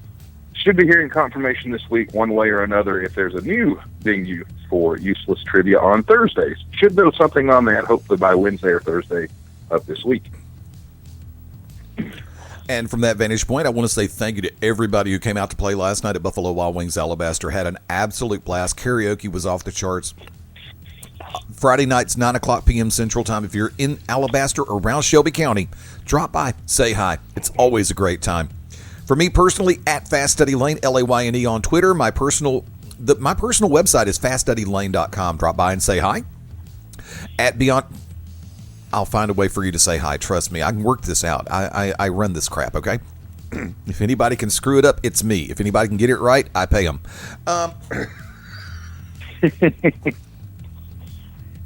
That's another T-shirt in the making. At Beyond Ringside on Twitter. I think I said that. Beyond Ringside, BeyondRingside.com is the home. Thank you to everybody listening on the live side, as well as the replayed side of life through Beyond the media page at BeyondRingside.com. Don't forget, when we sign out, we've got everything in full rotation for the Beyond Ringside Radio Network and the family of shows. Going to be back in full swing with the trifecta tomorrow night, December the 6th. And I've gone in so many different directions in the last 4 seconds. I'm going to go ahead and pull it in by saying, for Shane Noles. Hey, does this plug into something? Did you play me that sound clip before we go?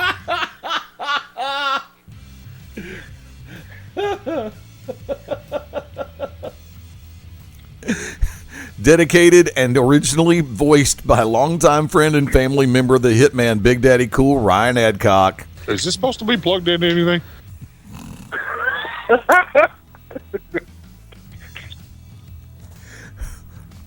Is this supposed to be plugged into anything? Okay, it's a rule of comedy. You got to do 3. Is this supposed to be plugged into anything?